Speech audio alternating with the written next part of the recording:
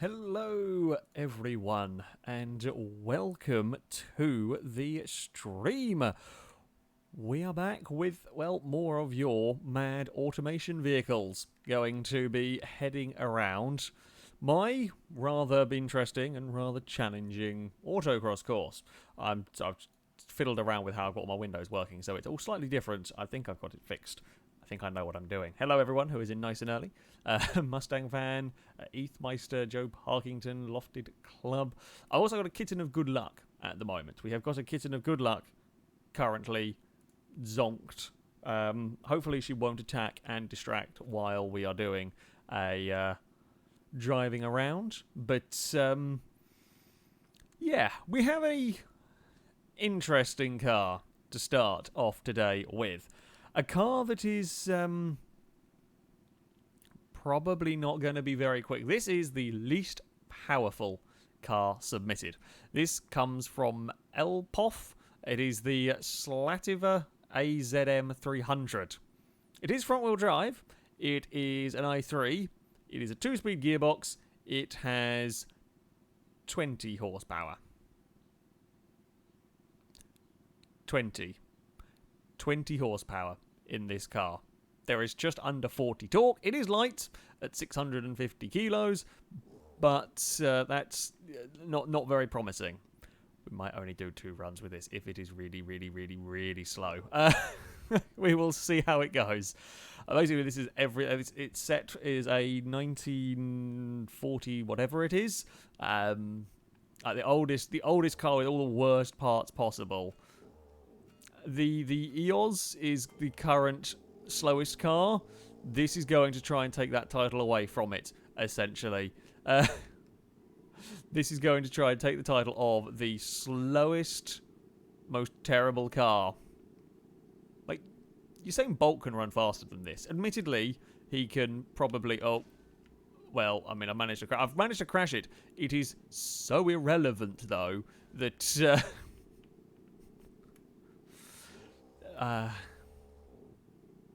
like, it could be okay if the gears weren't so dumb.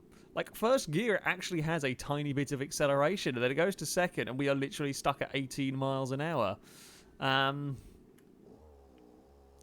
there is okay. There is fine, but,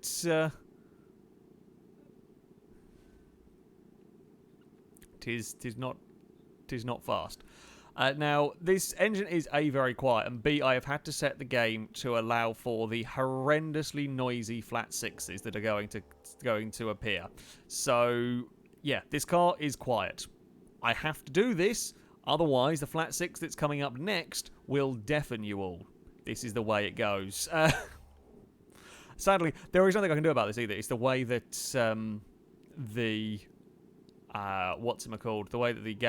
the way that the game does sounds. I literally can't change the way the game does sounds with that. I mean, it doesn't help that this car is not even revving. It's a crappy engine and a crappy car, and that is why you will not hear much. Wow, we are at the 136 mark. It's impressive. Look at this.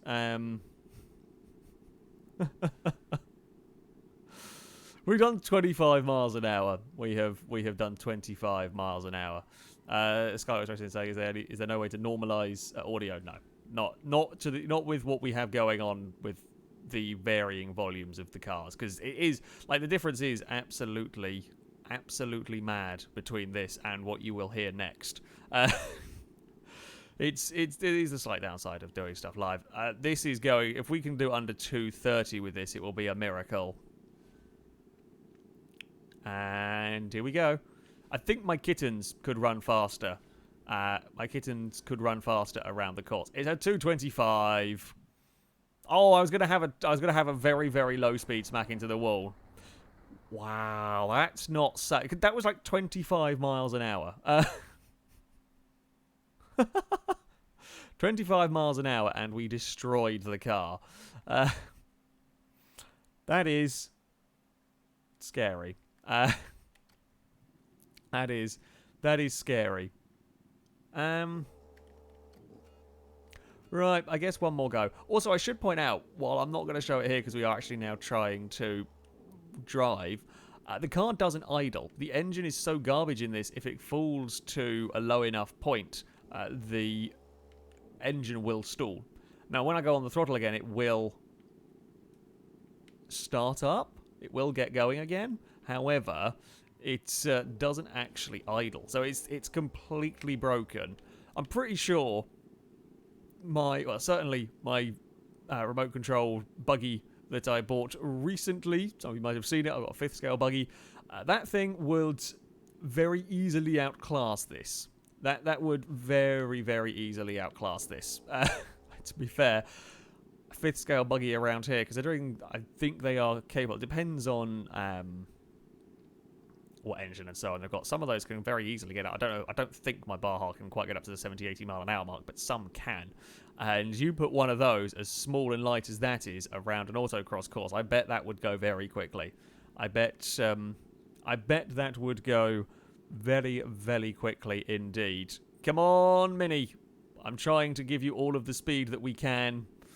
I'm trying to do everything that we can here. It's trying to be as smooth. Like, the only thing I can really do in terms of steering is just try and be smooth with it.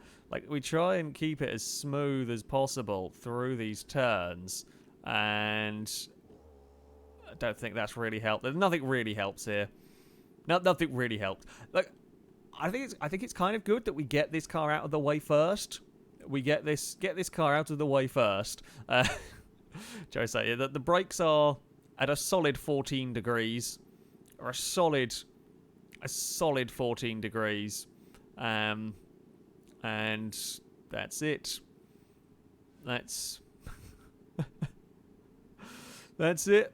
It's oh wow! I've actually managed to overdrive the car because I was expected to be flat out around that corner. We stalled the engine going around that corner as well. So,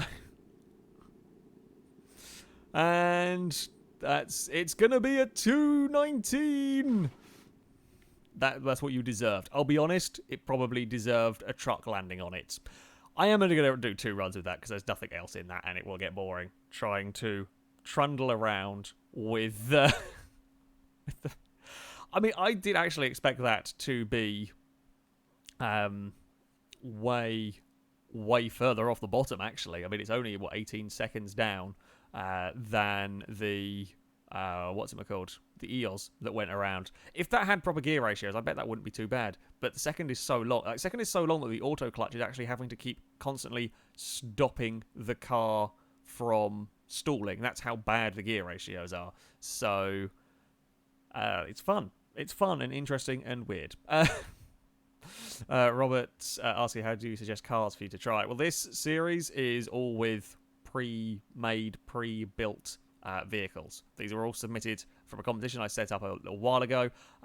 Normally we would do them sort of from donator requests for vehicles. However, because of the way that this works, the way that this is set up, we are running cars that are already made. The competition has long been closed, seeing as we got about 500 entries already, and I am on car. Well, that car there was entry number 79. So. Yeah, unfortunately, we can't do requests. I've got to get through all of these vehicles. We can't do donator requests and so on. You're still more than welcome to donate. I did actually activate Super Chat. I have no idea how it works, but there was a button to press, so I did. Or you can. There's a link in the description. Actually, there's 2 links in the description. 1, you can go to donations. 2, you can go to a big spreadsheet that has all of the information on the cars that are being run. There are a lot of cars to go through if you want to look at powers and weights. They haven't all been done, and a massive thank you to Cessna Porsche for the amazing work he has done, the amount of effort he has gone to do the spreadsheet. It is a really, really very cool thing, a very useful tool for you guys if you want to have a look at the stats and whatnot. That was entry number 79 for those that are interested. Our next car is the reason why the volume's so low. Or one of the cars, because there's other flat sixes coming as well. It's quite impressively mighty winged up, this one. Oh, I didn't actually reset that properly. There we go. This comes from Wealthy Walrus. It is the Pegasus B6. There are 3, and there are 3 mighty wings and 3 varying styles of wings as well. We have the aeroplane approach on the front. We have the ginormous wing on the top, and we have got the fairly mighty tuner wing on the back. So should be interesting. Now, this is also a front-wheel drive car. Aldo, thank you very much for the super chat. So just popped in to say hello before heading to work. Well, thank you very much. Thank you very much for the, I guess, donation. I'm going to call it donations, but thank you very much, and welcome to the stream. I hope you approve of the mighty wings. I hope you approve of the mighty wings. Now we've got some more noise. This vehicle, not all-wheel drive, front-wheel drive. Sorry, I was looking at the wrong place on the table. Front-wheel drive, flat six, just shy of 300 horsepower, just over 200 torque. However, here's the interesting thing. This car is very, very light. 675 kilos is only about 20 kilos heavier than the Mini that just went, that was awful engine. So this is a very light vehicle with quite a big power to weight ratio. This stands a serious chance of becoming the fastest front wheel drive car. The Boat, I believe, is actually the current leader. The big boat face with the wing hanging off is the current fastest front wheel drive car at a 127.7. So we are looking for a 27 if we are going to go faster. Oh, it has got ESC on initially, which we are not allowed to run with, so we will turn that off. I've got to restart the run because I've got to have the vehicle revved up to start this. Are we going to have a lot of wheel spin? We are, as you would expect. Oh, look at that grip. It's now almost like someone sped up the footage again. This has got a lot of front-end grip. The mighty wing collection. I mean, it is a mighty collection of wings on this. It's certainly turning it. I say it's certainly turning it. It feels amazing through these corners. That was because we were just driving the worst car in existence. We were driving the worst car in existence. And this now feels like a supercar. Oh, I've actually braked a bit too much through there. This is actually very impressive. For a front-wheel drive car, of course, this little weight is going to make the car very agile. Now, the traction is suspect. That's perhaps not a surprise in this. Oh, God. It is a turbocharged flat six here. There is, oh, God, pretty good throttle response. Gears are short. Oh, no, the front wing's off. Never mind. Bye-bye, front wing. Jeez, this thing shifts. That was, considering I knocked the front wing off and I was really struggling to put the power down, we still almost got 80 miles an hour. I think the big boats reign at the top of the front-wheel drive leaderboard might be pretty short-lived, although it does vibrate under braking, which is a tad concerning. I'm not being as aggressive with the brakes as I can be. That is astonishingly quick. That is astonishingly fast, a 122.8. There is a real chance, actually, of this going fastest of the non-all-wheel drive cars. This could go quicker than the fastest rear-wheel drive car. That's at a 21. I mean, if we can get a second, pretty much, if we can get around about a second, this can potentially go faster than the... Oh,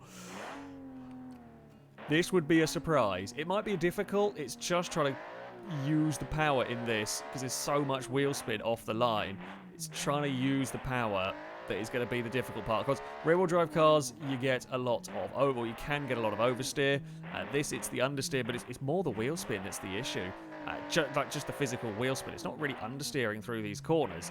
That does help. It's helped by the stop-start nature of this circuit. There's not really that many on-power corners. You sort of run up to a hairpin, stop, turn around it, and then accelerate out the other side. The whole car is juddering through there, which is scary.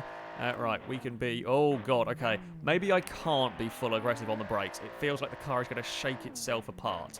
I've never seen a car judder like this when I go on the brake. So if I do jump on the full brakes, of course, the ABS will stop it from locking up. But if I do, the ABS is so powerful, or the car's brakes are so powerful, it actually shakes.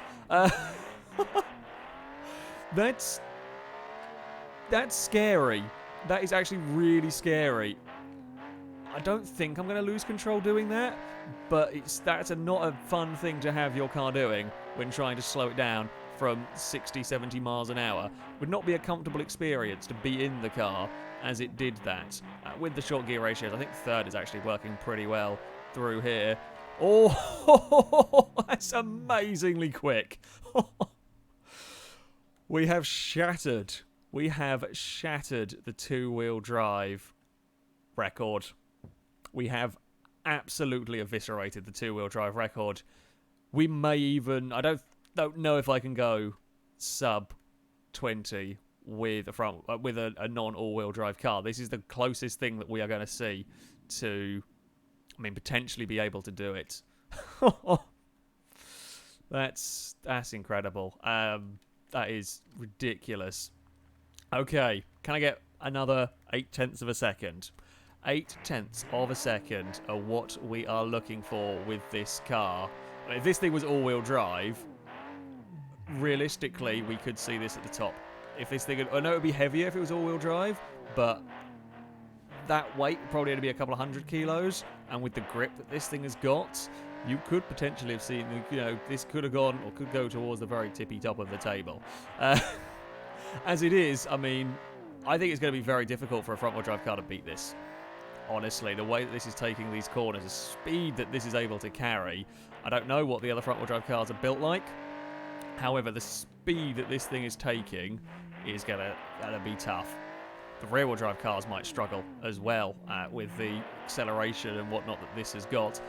It's certainly made things interesting. I was a little wide through the first corner. I was a little late under braking, and I'm not sure. I mean, I've tried to bring it back through some other parts of the circuit. I'm not sure whether it's going to be enough. Third gear is working pretty well for me here, which is nice. 86 miles an hour. That was the concern with chucking the car heavy under brakes. Is it doing that? Now, we didn't go too far wide, thankfully, but that was why I was trying to be careful and why I can't really go full brake pressure. Now, I don't know what is the... I don't know what the cause of it all is, that juddering. What have we done? Nah, it's not a better run. I think we were a little bit... we were a little wide in a couple of places, and that big skid under braking. We're not gonna go faster. That is a brilliant vehicle. That is a brilliant vehicle. I've got a kitten on her back, flailing paws around. I think Eve woke up to congratulate and flail at the at the Pegasus. Well, we have got a new record holder for not just front-wheel drive, but also for two-wheel drive vehicles in general. I've got a very silly kitten. I've got a very silly kitten asleep on me. Anyway, if you are just joining, welcome to the stream. I think I saw Ewan has has joined us. Unfortunately, no lupos for us to send to 2,000 miles an hour. On this one, we've had a 20-mile-an-hour mini. That's about the extent of the... We had 20-mile-an-hour minute, and then a mini, and then an earth-shatteringly fast front-wheel drive. So... There we go. What are we going to go to next? I'm hoping we've got this. Got this next car installed. Not all of them have worked. I don't actually have all of them worked. S7X Competizione is what we are looking for. S7X. Here we go. Oh, it looks good. I will say that much. Someone was asking in chat. I didn't see where it went. Temple are not asking. Do the kittens like belly rubs? Cats in general aren't massive lovers of belly rubs.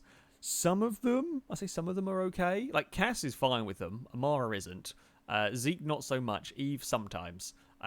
In general, cats don't like belly rubs, although some are more okay with it than others, shall we say. Some of them are more okay with it than others. This is a very good looking car. So I'm going to presume, well, the front is quite skyline based. Quite skyline based. But overall, yeah, it is a pretty good looking car here. This from Me9, as I said, the S7X Competizione. It is an all-wheel drive, flat 4 turbocharged, 327 horsepower. It will be the most powerful car to go so far today. But don't actually, in fact, on the list that I can see at the moment, it is the most powerful car for a while. But yeah, I'm sure there'll be something madly powerful to come. So yeah, 327 horsepower, 222 torque, 882 kilos. So power to weight ratio, maybe not quite as good as the front wheel drive car, but it will have that all-wheel drive traction. We could well see this go very, very quick indeed. Excuse me, Eve's trying to bat at the controller. What's up? And I go back to sleep again. You just wake up briefly to bat at me and then fall back asleep again. This, I think, might go sub 20. I think we might see this. If it's got the grip, of course. And now we're back to a sensible, quiet level of car noise. Oh, gear ratios seem good. Stopping. Oh, okay, we're quite an oversteery all-wheel drive. That's not quite... That's not quite what I was expecting to see through the first corners. But, there we go. We struggle to get that front... I say we struggle to get the front end in. That is coming from a car that was very quick. That is coming from a car that was very, very quick to this. And this is always going to... Like, anything that goes after that, Pegasus is going to struggle just by virtue of... it's got a lot to follow. Just by virtue of immediate comparison. This does feel... I mean, it just feels heavy, is what it feels like. It just feels big and it feels heavy. And it's only 800 kilos. This is not actually a particularly heavy car. It doesn't change direction. It's responsive enough, but it just doesn't get the direction change as good as you would like. What are we going to see in terms of straight line speed here? Down the back straight, we are up towards, I think, about 70 miles an hour. It's not the greatest. It's not the greatest straight line speed, although we don't have issues with the brakes juddering, so we can be at least aggressive on them, although it doesn't actually feel great slowing down. I would say it doesn't feel great. It's good, but it's not the best brakes we've seen. Maybe we're going to struggle. We are going to struggle with a sub 20. That's 25.7.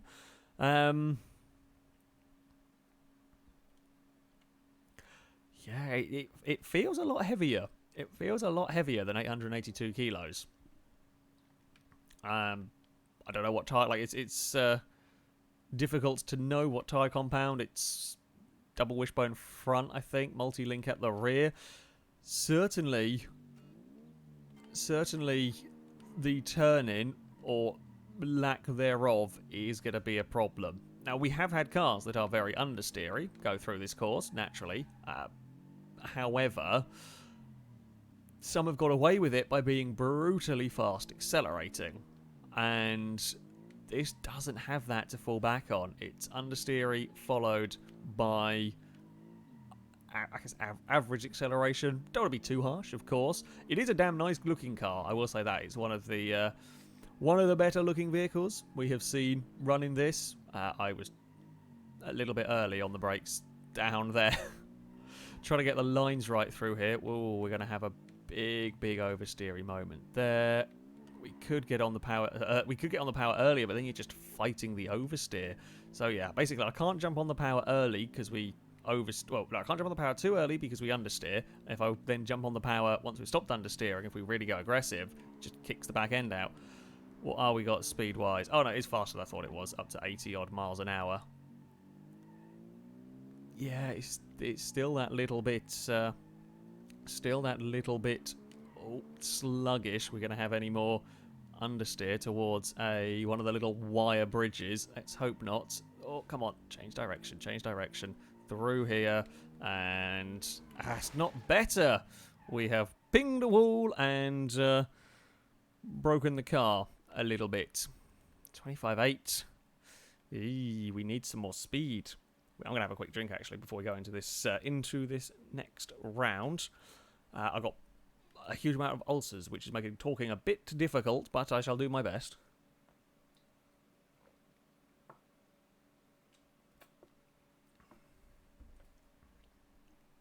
Also, no hydrate bots to worry about today. We will have no hydrate bots when it comes to YouTube. Oh, Eve, be careful! Don't stretch and fall off. That would, I mean, it'd be funny. I mean, she'll be fine as she is kitten, and they are very good at landing. But it is distracting when the kitten falls off. Oh, please turn! This is the. I say this is boaty. I think maybe this is on road tyres. I think, like, judging by the grip levels from this, I think this car's on road tyres rather than the semi-slicks that we see most of the cars run on. Now, we talked about this before, that while some people have entered, massively serious competition cars for this, some people have had, have entered what would be their normal road going, or, a sensible road going build, essentially. Okay, well, push rod suspension at the back of this, which suggests maybe not. This does feel like a road tyre shod car. I've driven a few of them, and this does feel a little bit like that. Possibly. I could be completely wrong. It could just be, I don't know, something causing it to have not much in the way of grip. 86 miles an hour again. Okay, it is better down there than I thought it was. So it is getting going. It just overall feels a little bit on the sluggish side. And jump on the brakes. Little tiny bit of ABS chatter, but nothing terrible to deal with. Oh, that's a big wheel spin. I didn't even go faster. God damn it. Did not even go faster. That final run felt pretty good. I just couldn't get any speed out of it. It was somewhere in the 125s for that. Well, there we go. For those asking, I have had to change the volume levels because it's either this or we have insanely loud other cars. And I mean silly loud other cars. Because the flat sixes that are about to go next are going to be... Well, one that's going to go next is... Yeah, going to be insane. Let's go and retry that. That's a brilliant looking car. I think let down by the tyres. They are road tyres, actually. Yeah, that's it. That's the problem. Road tyres on the car. So, there we go. Right, let's go and spawn in a new car. For people asking in chat, we have got... Well, there's a couple of things we can't do. We can't run automation cars around the Endurodrome. They don't work. They don't have the damage model to run. They don't have, like radiators, drive lines that can fail. The only thing that can fail on them is the engine, which you have to hit really hard, which you're not going to. So it's pointless running them around there. The only thing that will kill them is a wheel falling off, which, while entertaining, is, not ideal. I did see somebody else asking something. Asking about the next series after Autocross. There will be something different after Autocross. Once we've got through the cars, there will be something different after Autocross, with different rule sets, a little bit more restrictive on budget, etc., rather than just this go mad sort of a thing. But that'll be coming in a little while.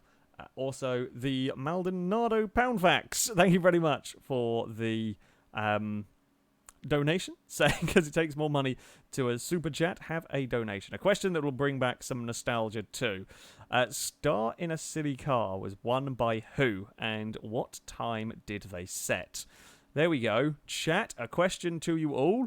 Who won Star in a Silly Car, and what was their time? I mean, extra bonus points if you can do it without looking. If you can do it without scrolling back, or no, I say scrolling back, without searching back through my videos. However, yeah. Anyway, we have got our next car. This one comes from just a V16. It is called the Miranda Trojan. Another flat six. Not as noisy, actually. Not as noisy as some of the flat sixes we have had. Rear-wheel drive. So is another car going for a rear-wheel drive record rather than a all-wheel drive? Which is going to be kind of good because there is a small issue with the weight. It's 2,000 kilos. It is 2,000 kilos with only 200 horsepower. So power to weight ratio is pretty bad. Pretty bad indeed. Tyre-wise, it looks like we are on road tyres again. Oh, this might be difficult. This might be tough. We'll give it a try. Again, this is more of a, sensible road car build.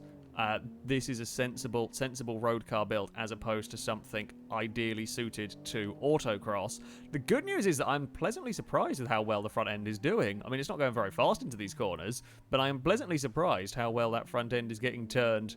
All things considered, there is not enough power to get Larry oversteer from this, so it's not going to be the crazy, out of control, whatever the turbo rally sideways mobile was that we had last week. That was quite fun. That was quite fun. It was not fast, but it was quite entertaining for me to drive. Oh, there's some sideways from the boat. I mean, this is maybe even a little bit more boaty than the boaty McBoatface. I mean, the boaty McBoatface had a wing that fell off, which was quite fun. I went too slow around there. I should have run out much wider. Should have been much wider through all of that. We learn. Yeah, I'm actually very, very impressed with the way the front end is turning. There is... Oh, it's not the easiest of vehicles, you know, to drive around here, but it's certainly not going to set any speed records. We're up to 115 coming down the back straight, so the fastest cars were getting to the finish line about now. It's never going to. It's a normal road car, or more normal road car style. If we can go sub 140, we'll be doing well with this. I think we might struggle. No, I say that, we should do it, actually. Looking at where we are positioned on the circuit with this run towards the finish line, we are going to go sub 140. I have a very horrible feeling that did not seem to want to finish. I have got a kitten currently just rolling around on my lap. She cannot decide what way up she wants to be. And in typical Fairrace cat style, she has decided upside down is the place to go. Yes, indeed. I don't know whether you heard that. Don't know whether you heard the squeak from the little kitten. Maldato's going to give the results of the quiz at the end of the end of this car's runs. I think a couple more seconds we can probably get out of the car, potentially. I mean, it's never going to trouble the fastest rear-wheel drive cars. Although, what was it, 33? I think the 33 was around the early pace settings for the rear-wheel drive. So if I could get this into 33, I'd be really happy. I think that's asking too much. But if we could, that would be very, very good going for what is essentially a normal road-going, probably mid-level saloon car. In terms of power, you know, this sort of size vehicle, a 2-ton car, this would be a more entry-level vehicle. This would be a more entry-level vehicle, if you like. We're going to go in pretty fast. Well, I'll say entry-level, maybe mid-level, I don't know what. Like, I'm so used to dealing with sports cars these days, I don't even pay any attention to normal road cars. Like even in when it comes to real life, I don't pay any attention to normal road cars. Both me and my girlfriend like sports cars, naturally, so we're only looking at sports cars. Even when I'm looking at doing an IRL budget car challenge, I'm still looking at sports cars, naturally. She wants a 350Z next, so, you know, I am completely out of touch with normal, boring, everyday cars. We're going to slither our way around here, are we? No, we are well placed there. Run towards the final big braking zone. We're going to be fairly quick. However, I don't think it's going to be enough to do that 33 that I would so desperately like. It's not. God damn it. We went for a bit of a spin. We have got a winner. It was Wacky RST. I apologize for mispronouncing that one. That got the Maldonado question correct. Where I didn't actually see, where did it come up? I'll scroll back a long way through chat. I think. Anyway, I've missed it somewhere. I think. There we go. Slap train with a 1:20. Well done. Your memory is good. Kitten buddy, you are.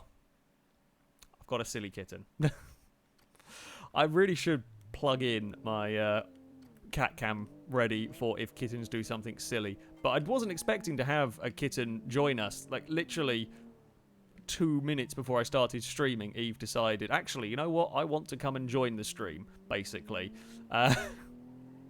So I wasn't prepared for the potential intervention of a kitten cam. So, well, yeah, there we go.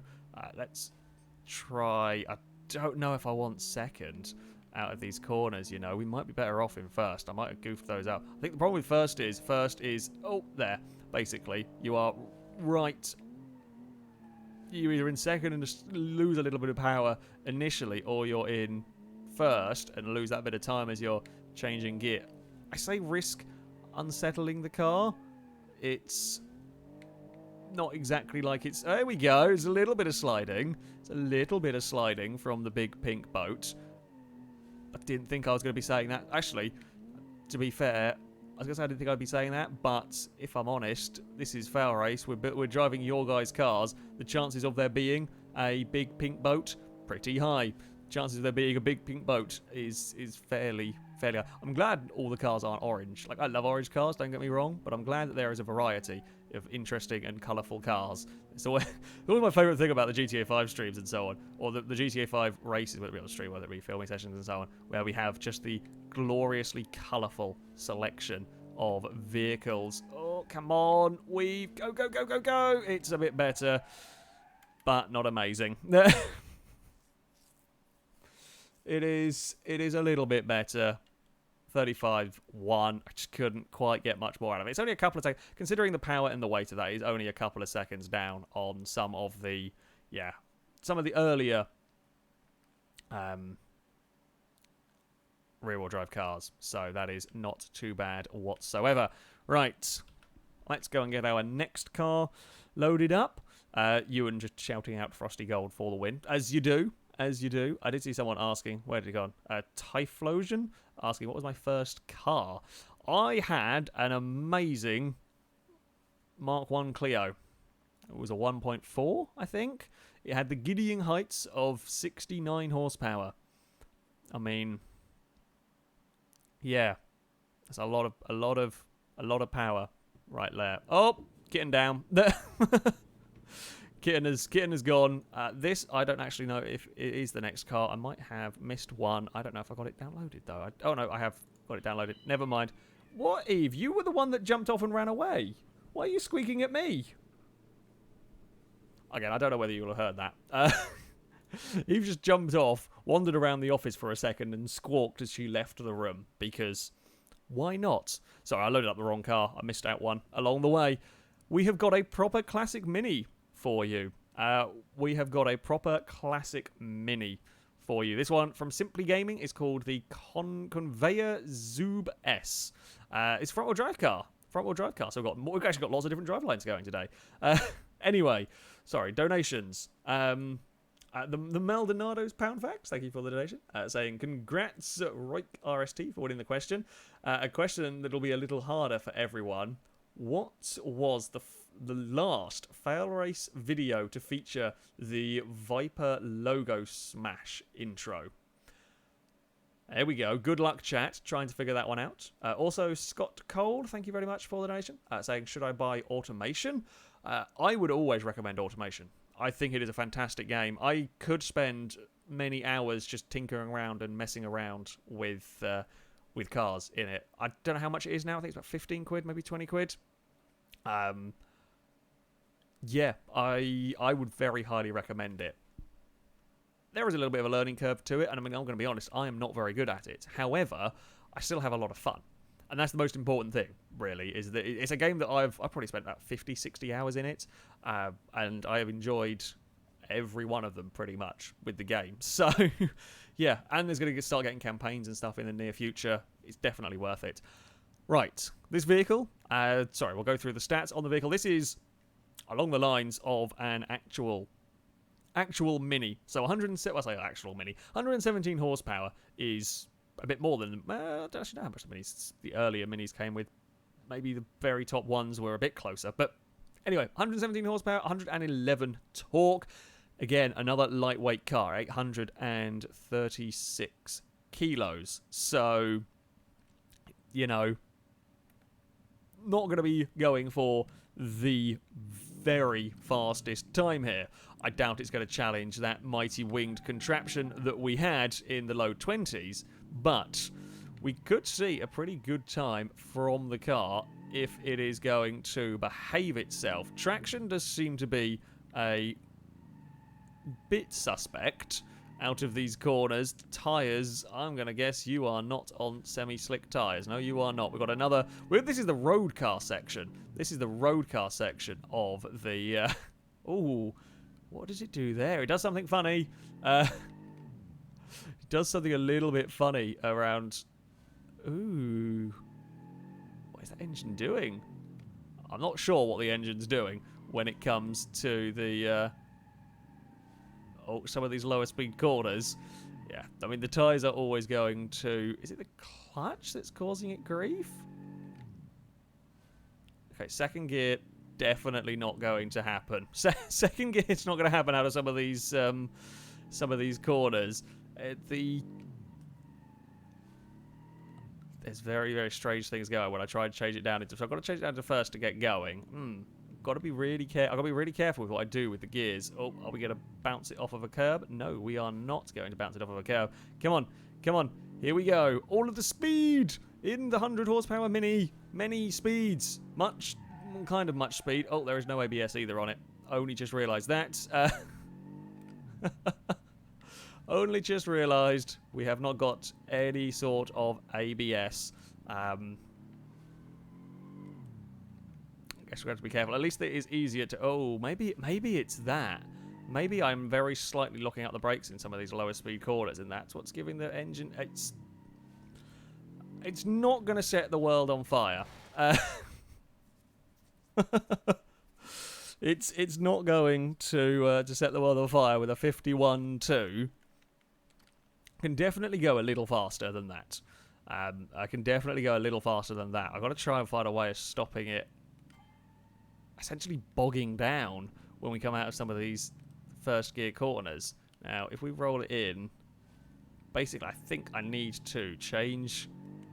Right, we're figuring out techniques. We're figuring out techniques of what I can do to get this car to go quicker. We've got to change down when I'm not on the brakes. If I'm on the brakes and I'm changing down, the game gets a little bit unhappy with me. Or the Mini gets a little unhappy with me. We'll try and find a nice easier way of doing this. I've now got to the point of having to try and concentrating more on the brakes than I am on the other stuff. Oh, we're going to go and run quite wide through there. Still got some speed at the end of the day. No. Oh, that just doesn't... It just stops turning. Yeah, I think I'm having issues with brake lockups, basically. Oh. I say brake lockups. I don't even know. I don't even know what it's... The Mini's weird. The Mini's weird. The front tyres are doing something I've not seen from a car before. Maybe it's because the front tyres have got so little grip that we've got... Maybe. Maybe the front tyres have got such a small amount... So basically what's happening is... I think we are running out of front grip to do either power delivery or steering and braking. And something funky happens and the car just stops acting like a car. That there, for example, I wasn't even on the brakes and it's just skidding forwards on the front wheels. I mean, it's going to be a better run. It's not quite a sub 150, but... Come on, we can do a sub 150. This is what we're looking for here. It is currently slower than the Vampire. It's not the slowest car that we've had around here. That still belongs to the Mini that went at the start of today. Whatever that thing was called. The Slatover. That is the slowest car now. This will still beat the EOS because that was a 2-minute .1, I think, pretty much. And first gear is needed there. Okay, so first gear will go up to about 36, which is okay. Like 100, well, we have seen some cars with 100 horsepower go very, very quickly. The Happy Bunny Super Light, but that was 400 kilos. That's half the weight, essentially, of this Mini, and that had 115 horsepower, and did get turned pretty damn well. We're just going to understeer there. Oh, yeah, like 30 miles an hour, and it's just plowing. I hate to say it. It is a little bit... It's somehow a Mini's been turned into a cross-channel ferry. That's the level of steering we've got on this. Again, looks great. It really does look great, and it is a pretty damn good replica of an actual Mini. The handling leaves a lot to be desired, shall we say. It's going to be a coast through the corners we go, and the next one, and put some power down now. But eventually, we'll get up to speed. It would be fun to have like an actual Mini to see how it compared to to an actual Mini in terms of handling and so on. But alas, this is not a mod for that.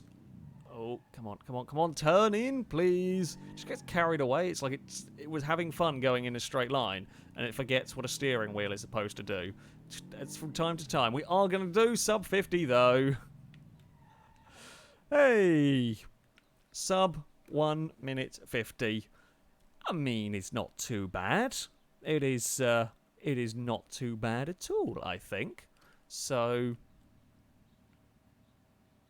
there we go. As I said, yeah, it looks great. Bit wonky on the old driving. Donations. Thank you, Scott Cole, for the donation. Saying it's okay, I can get it for a £5. I don't know where you're getting that from, but fair enough. Also, there is still the Maldonado question of what was the last fail race video to feature the Viper logo smash intro. I don't think that has been gotten yet. So yeah, keep guessing if you can, if you have an idea of what that one is. Super Samo saying it did worse than the Jelly car that finished on 3 wheels. It did, but also it has a lot less power than the Jelly car and a wonky diff or something. So yeah, at least the Jelly car, while it fell over a lot, did have considerably more power and surprisingly more control. Right, we are back to another, well, I say a Porsche. This car comes from Dazza216. It is the Borsche 999 GT. I actually quite like this car with the like thin headlights. I mean, it's very easy for all of these to look near enough identical. This one's actually a pretty good looking car. Pretty damn good looking car, actually, for this body style. It is all-wheel drive i3 in here, which is interesting. Yeah, a naturally aspirated i3, 300 horsepower. That's not bad, actually, getting that much out of an NA i3.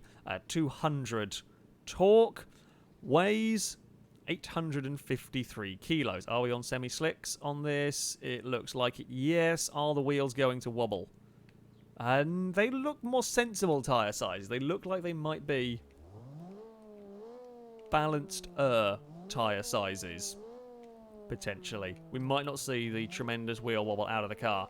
Right, here we go. All-wheel drive, i3. We have got a nice gearbox. Excellent throttle response. Gee, this thing can shift. This thing can really, really shift. Oh, I've hit a wall. That's... That was a little bit dumb by me. It can, yeah, this has got some serious acceleration about it. A little bit of understeer. This is something we've seen from nearly every single car with a rear engine has had very similar issues to this. Good God, that acceleration there is immense. I'm very impressed, considering this is not a 600 horsepower car. This is not, 600-700 horsepower car that we have seen some of them go. This is pretty damn rapid getting out of the turns. The concern is, of course, that understeer, is that we're going to lose some time through the corners. It's kind of, yeah, the on-throttle understeer. It's how you're always going to get with a rear-engined car, or potential in a rear-engined car. Here we go.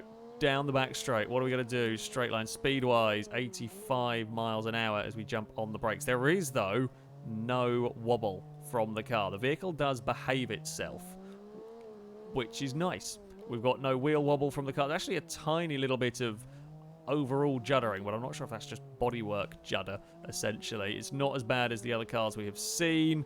Okay, 23.2. We did have a...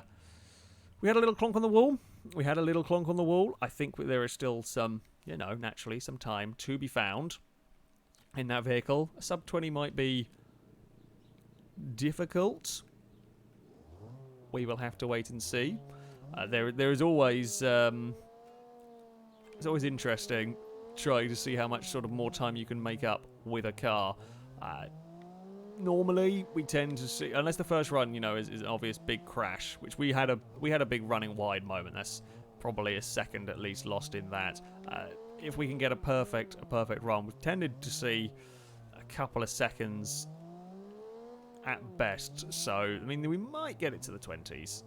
It's one of those cars that feels very quick. I think that is, again, it's another case of it's helped by the vehicles that have gone so far today. It does feel very, very quick. Certainly the throttle response is such a very important thing around this course, and this has got pretty immediate response. It's got no turbos to worry about. 300 horsepower doesn't sound like a huge amount compared to some cars, but you don't need it around here. You don't need, especially not with some of the laggy engines that just don't produce their power, or they produce it for a split second, but you've got wonky gear ratios to deal with and all of that kind of thing. So this is, yeah, I'm liking the engine in this car. I'm liking the way it's going. Even if it doesn't set any crazy records, it is a fun car to drive, and we've had a lot of normal road cars go so far today, so a nice fun sports car is always good. Oh! Oh! I might have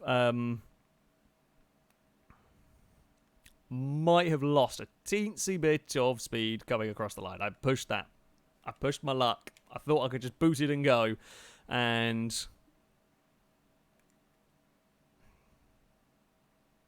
there we go. 21.8. There is some more speed in it. I think. As ever, though, accessing all of that speed when you are only having 3 runs with a car, you've got 3 runs to learn how a car drives, it's not the easiest of things, because I've got to be brave now. I've really got to try and push the car here to find that last bit of time, and when you are, well, funnily enough, pushing the car, that's when you run the risk of clonking something. I mean, that might technically be a record for a fastest car on 3 wheels, because technically we crossed the finish line on 3 wheels. I don't think it counts, because for that we have to have at least run some of the course on 3 wheels, not just crashed it across the line with a wheel hanging off. I don't know. That's up to you, chat. Will it be counted? I don't know. Possibly. Oh, come on, car. Just a smidge wide on our way through there. That's better onto the back straight. I've had a few cars that will wander when they come down the back straight. Like, they get wheel spin halfway down the straight and you start having to fight the car. Not what you want when you're trying to arrow the car flat out through these little gates. No such problems on this vehicle. There is just the tiniest amount of shake, but it's perfectly manageable. Doesn't really affect the driving. Couldn't do it. Couldn't get any more speed out of the vehicle. Couldn't quite get into the 20s. 121.2. Still not a bad time. Not a bad time whatsoever for the vehicle. That's that excellent engine. Excellent engine in this one. Just not quite enough. Not quite enough overall speed. I think it might be grip we were lacking a little bit of there to go higher up. Low 20s is good, though. Low 20s is very, very good indeed. Right. Let's go and reset. I think I know what car's coming next. And I liked the look of this one. I like the look of this one from the picture. Here it is. So, this car comes from Danny34. It is the Stratos 2.0. Now, we've got a rear-wheel drive car. I don't know whether this is going to be standing a chance of reclaiming the rear-wheel drive record. I think it might struggle, but it's... Okay, the front grille looks a little bit funky when head-on. It's got an interesting-looking car. It's sort of a... I want to say like an 80s rally car. I want to say an 80s rally car, this one. Rear-wheel drive i4, 267 horsepower, 183 torque. It's again another very, very light car here. We're talking 880 kilos. Power to weight ratio maybe a little down, and I'm not sure how much traction it's going to have, but yeah, as always, Kid Crack says, it looks like a production rally car, which is, yeah, it does. It very much looks like a road going sort of homologation special. Scott Cole, thank you very much for the donation. That is my last donation, but I don't think I should get automation. I don't think it's my cup of tea, if you know what I mean. So, yeah, hi, add a couple more words to my limits, so I'm going to start a story. Once upon a time, there was a guy in a chicken. Wait, what? So, yeah, K, the end. Well, that's one way to make up the most of the donation box limits, etc. Fair enough. Fair enough. I'm going to have a drink before we start. I was going to say something else I've completely forgotten. Actually, the hydration has reminded me. Somebody, I apologise, I was about to start a run with the car. Somebody asked in chat, are we going to be seeing some F1 2018 content from me? We will. The game's not out yet. I have not been sent a early code to it. I have not been sent a code for the game. If I don't get sent one, I will buy it, and then there will be videos on it. That's that's about it. That's all I can do. I would like to be doing videos on it now, but I can't. So yeah, when it gets round to the to being released for me, there will be videos. I don't know what team I'm going to run with, but it'll probably be down to you guys at the end of the day. But yeah, I'm looking forward to it. It looks pretty good. Anyway, shall we run this car? I'm going to go for maybe about 130. That's what I'm expecting out of this. It might be a drifty boy, potentially. Yep, it will, or it could be. We're going to have to try and control the immense amount of drifting from this. Unlike the very oversteering... Oh, good God. Oi! Okay. We're going to do some more celebratory donuts, aren't we? Well, this is fun. This is fun. We are a very slidey car. Now, the last time we had a very slidey car, it was actually an all-wheel drive car, and it wasn't that it was a slidey car so much as the front end didn't turn, and the only way I could get that vehicle around was to slide it. The front end on this is actually very good, but that's half the problem. The front end is so good that the back is just turns around on its own. Or I mean, it's fun. It is fun, but difficult to balance that. It is an interesting contraption. As I said, I do like the look. There've been some really interesting looking cars in this stream so far. From like actually really, quite really like this I could imagine of being a road going version of a rally car of some description. Okay, I'm not sure I'm entirely sold on the whole of the front grille, but oh, there we go. There's a little bit more wiggling. I mean, it's not going to be the worst time, despite the fact we've spun it, 3 times on this run? This is not going to be the worst time. This is a fantastic little car. This is another one. I want versions of this to do a one-make race series in Forza, because it would be incredibly fun. And we are across the line, and we have smacked a wall. Okay, that was not a good run. 3 spins, a lot of sideways, a lot of wasted time, shall we say. Let's try we're going to have to go... This is going to be a bit more of a cautious run. Of course, I want to get on the power out of these corners. We need to accelerate hard out of these corners. You know, we're trying to set a fast time. But it has to be measured with a little bit of care here. It's got to be measured with a little bit of care, because oversteer is costing us time. We're not going to make up time in this car with oversteer. It's not going to help us in any way, shape or form. So we've got to kind of manage it very, very carefully. It is doable, I will say this. It does take a little bit of concentration. You can't just hurl this car around, otherwise all you are going to do is spin. or you will go very, very slowly. That's your two options. Those are your two options if you're hurling the car around. You will spin it, or you will just be sideways and slow. So the option that we're going for here is the carefully controlled. Yeah, this is not a car. I'm really impressed with the front end. We could do with a lot more rear end grip if we were going for a really fast time. It's about 70 miles an hour down this back straight, considering the relative lack of power compared to a lot of other vehicles, and the fact that I can't really jump on the throttle in the same way as a lot of vehicles heading onto the back straight. ABS still locks up the brakes as well, which is always a fun thing to see. This might actually be a pretty solid time, you know. This might be a pretty good time. 31.2, not quite as fast. We will go for a big celebration spin. Okay. It's not too bad. It's not too bad in terms of a rear-wheel drive car. MD Productions, thank you very much for the super chat donation. Say, hey Alex, is there a possibility of Tuner Thursday ever making a return to the video list? Also, Scott Cole, thank you for the donation. So, Valrace is an alcoholic. I mean, if me drinking lemon squash is, yeah, if lemon squash is alcoholic, ooh, that'd be fun. I'm okay with some. I'm actually tell a lie. There is like lemon alcoholic drink. I can't remember what it's bloody called now, but I like that very much. Sadly, I don't have any. Otherwise, I would be drinking it potentially. Anyway, I digress. There's one more run for this car to do. There's a kitten squeaking. Eve, what are you squeaking about? I don't know. Anyway, the question of Tuner Thursday, will that return?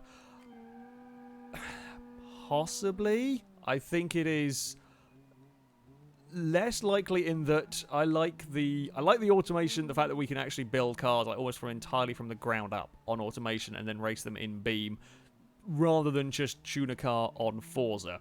I like that.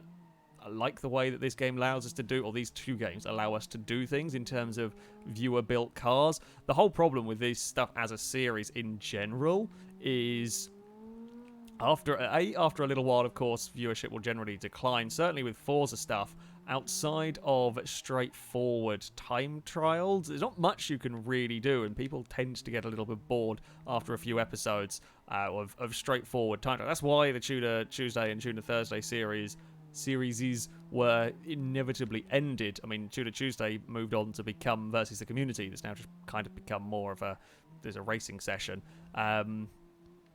It is, yeah, difficult to keep interest. I think this series is doing a fairly good job at the moment because A, the cars can be mad. A, the cars can be very, very mad indeed. And B, there's always something interesting and weird happening with the cars, and it's, at the end of the day, something fairly new. I hope there will still remain interest as we go towards. We were nowhere near even halfway through all of the cars here. We couldn't get a sub 30. I still like that vehicle. I still very, very much like that vehicle. That is excellent fun. Yeah, that might be one of my favourite. I say this about a bunch of vehicles. That is certainly up there as one of my favourite cars I've driven in this series. That's mad. That is absolutely mad. The Templar Knot is going to be our hydrate bot. I shall hydrate bot again. Hold on. There is a lot of hydrating. Scott Cole, thank you. Thank you for the for another donation. Saying, see you. Is that going to be the final donation? Or are we going to see more? I have no idea. Right. Mr. Matt Neo saying, I think the conversion from automation to Beam is kind of rough at the moment. There is some stuff they could add in, but they're focusing on the Tycoon part right now. Yeah, I mean, it is. There's still little bits and pieces that could be adjusted. It's not going to be perfect. Just the simple fact that we can even do this is very, very impressive. The fact that there is this option now is very, very impressive. At the end of the day, lots of people have wanted to see or have the ability to play around with their cars, drive their cars from automation, and the fact that we can now put the vehicles into a game like Beam, it's incredible. It is incredible what they've got done here. So, yeah, things could be improved, things could be changed, but I am so far having fun. This is an odd-looking thing. So this car comes from May. It is the May Motors Fireball 2. All-wheel drive V6. This actually does stand a pretty good chance of going quickly. There might be absolutely no fixtures on the car. Looks terrifying. However, we have got 300 horsepower, 200 torque, and here's the important part, 700 kilos. And that's it, just 700 kilos. So, that's a big power to weight ratio. That is a big power to weight ratio. I don't know if removing of the fixtures, a couple of people said in chat, the removing of the fixtures makes the car lighter or not. 700 kilos is damn light. That is damn light indeed. Let's see what we have got in terms of speed. Oh, we got lots of wheel wobble from the back end. Oh, that's a lot of grip as well, though. This could go very quick.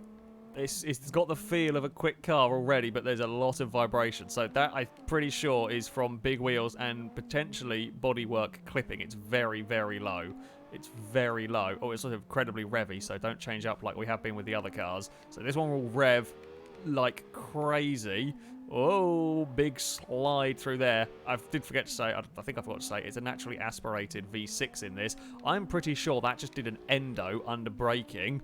That is a scary sight, but impressive. The braking performance we're getting out of this car. Yeah, that lifts the back end up under heavy braking. That is the first time we have seen that from a car. That's ridiculous. We are going to have some real fun and games getting stopped down here. It is very quick. It's 90 miles an hour, but the back end still... I've never seen a car endo in beam before. That is impressive. It is, again, flying along. Oh, first gear is actually pretty good. First gear is very, very good indeed. Oh dear. Well, when it's doing endos, when it's got the grip to do that sort of thing, I think clipping a wall is going to be a problem. We've done a 23.9 with a roll. Is that the fastest run with a roll? I think it might be. 23.9 could well be the fastest run with a roll. There were also a couple of dodgy braking moments.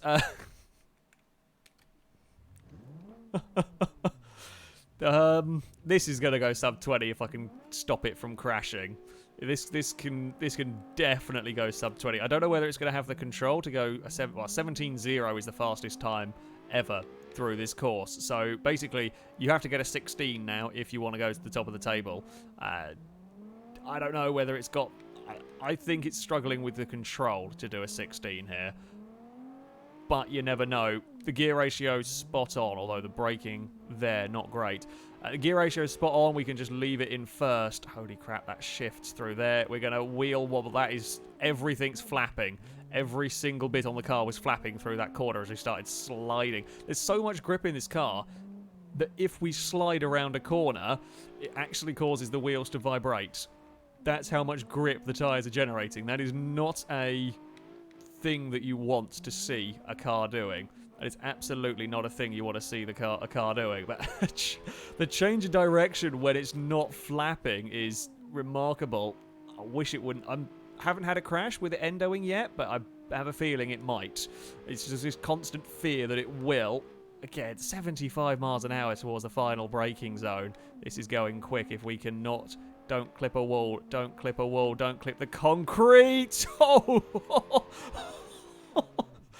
We've got so much wheel wobble, we just tore the tyre off, but we have shattered the record again.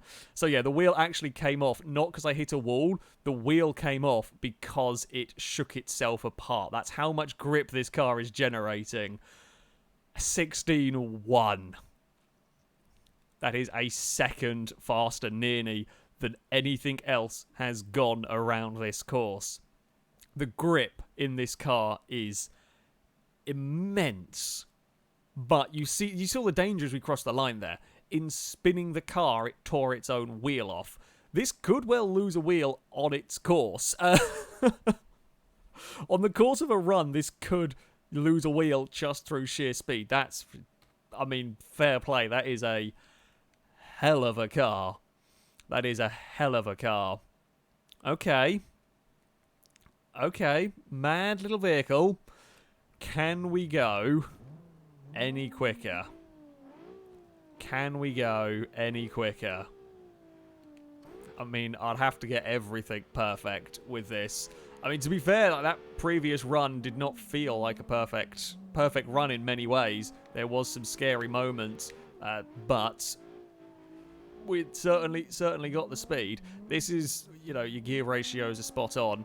Your handling gives you immense grip through the low-speed corners. The brakes are concerning, but it is working. That's, you know, at the end of the day, the important thing. It's very alarming when the car is, you know, vibrating itself, wobbling around, but it is still getting stopped. Oh, God, I'm so worried we're going to tear a wheel off, accelerating in between these corners. Could we really get a car into the 15s today? We've had some impressive record breaks so far with the... Oh, no, we've stuffed that. That's gone. I have just got the checkpoint. We're not going to get a 15 now. That was the first actual big trouble from an endo. That was the first trouble. We lost the back end. Look at the wheels wobble as we take off down here. So this is the power of immense tyres, but the issue that comes with it. This is the problem with having immense tyres. You can get much grip through the corners. I've stuffed it.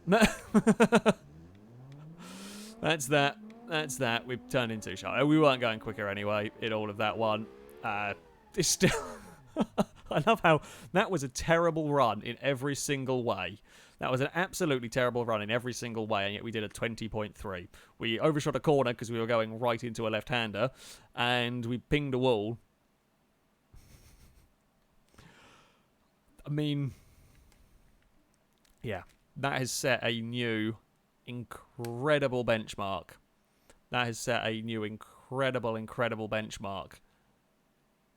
But it is very, very fit. I mean, the 3 runs per car means that difficult to drive vehicles are punished a little bit. This, I mean, it could have had 3 dodgy runs, I'll be honest. It could have had 3 dodgy runs because it is so difficult to get there. We got a clean run. We got a very fast clean run, and then I had to try and push the car more to go faster, and that's when we asked too much of the vehicle with the brakes doing endos. But there we go. I think there's some carbon fibre wheels by the looks of it on the car.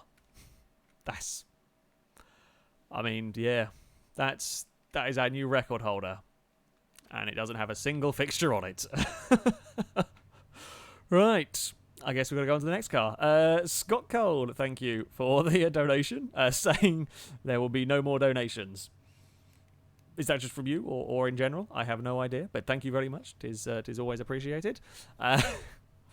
Right, our next car. We are looking for the Yosh transport van. Here it is. Here it is. This should be fun. It's very green. It is very, very green. Now, interesting fact. I say interesting fact. So the spreadsheet made by Cessna has all of the various different stats on the car, and he's calculated all the stats based on like the in-game stuff rather than what automation does, like in a Beam like stat tracker or whatever.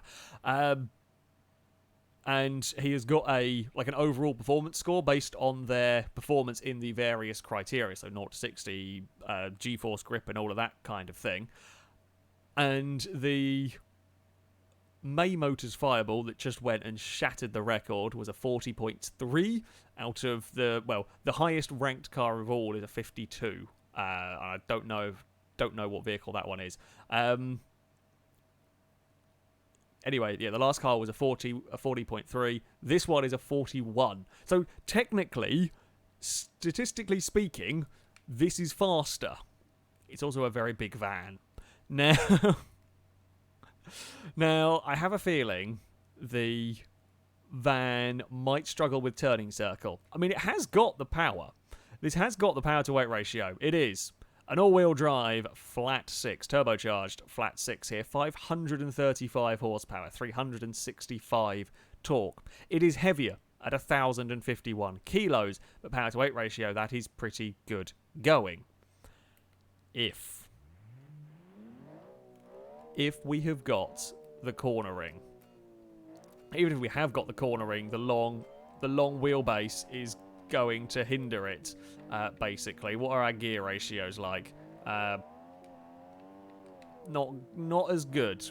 Gear ratios are not as good. Oh, the understeer is pretty immense through there. So third gear is going to have to do out of these corners. Oh, there we go. Yeah, third gear will do out of these corners. I mean, this thing will probably have a much higher top speed than a lot of cars that have got around because of just the sheer power. Well, it is shaped like a brick. Top speed is very much irrelevant around here. Come on, turn, please. At some point, get the big van around the corner. I think it's still going to go pretty fast. It doesn't have the savage acceleration we just saw from the fireball. It does not launch itself forward in the same manner. I don't think we're going to see a 115 or a 114 as people of chat were saying. I mean, something might do it one day. Don't think it's going to be the van. I mean, it's doing 87 down the back straight, which is always impressive. 87 in this very, very short space of time. It's good going. Hasn't got the braking performance to do an endo. You know, that is how all vehicles shall now be judged on their braking performance. Is there so much grip and such good brakes that the car will do an endo when braking? Doesn't have the turning to weave its way through the finish line either. I think it's going to crash into the wall every time. Well, 23.7. It is okay. I don't know. Might be the fastest van we've had go through, if I remember correctly.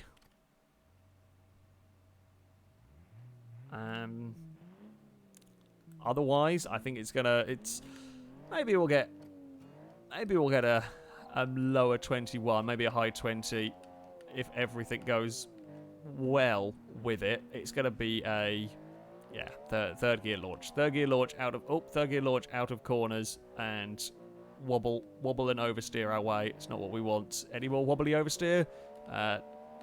Nope.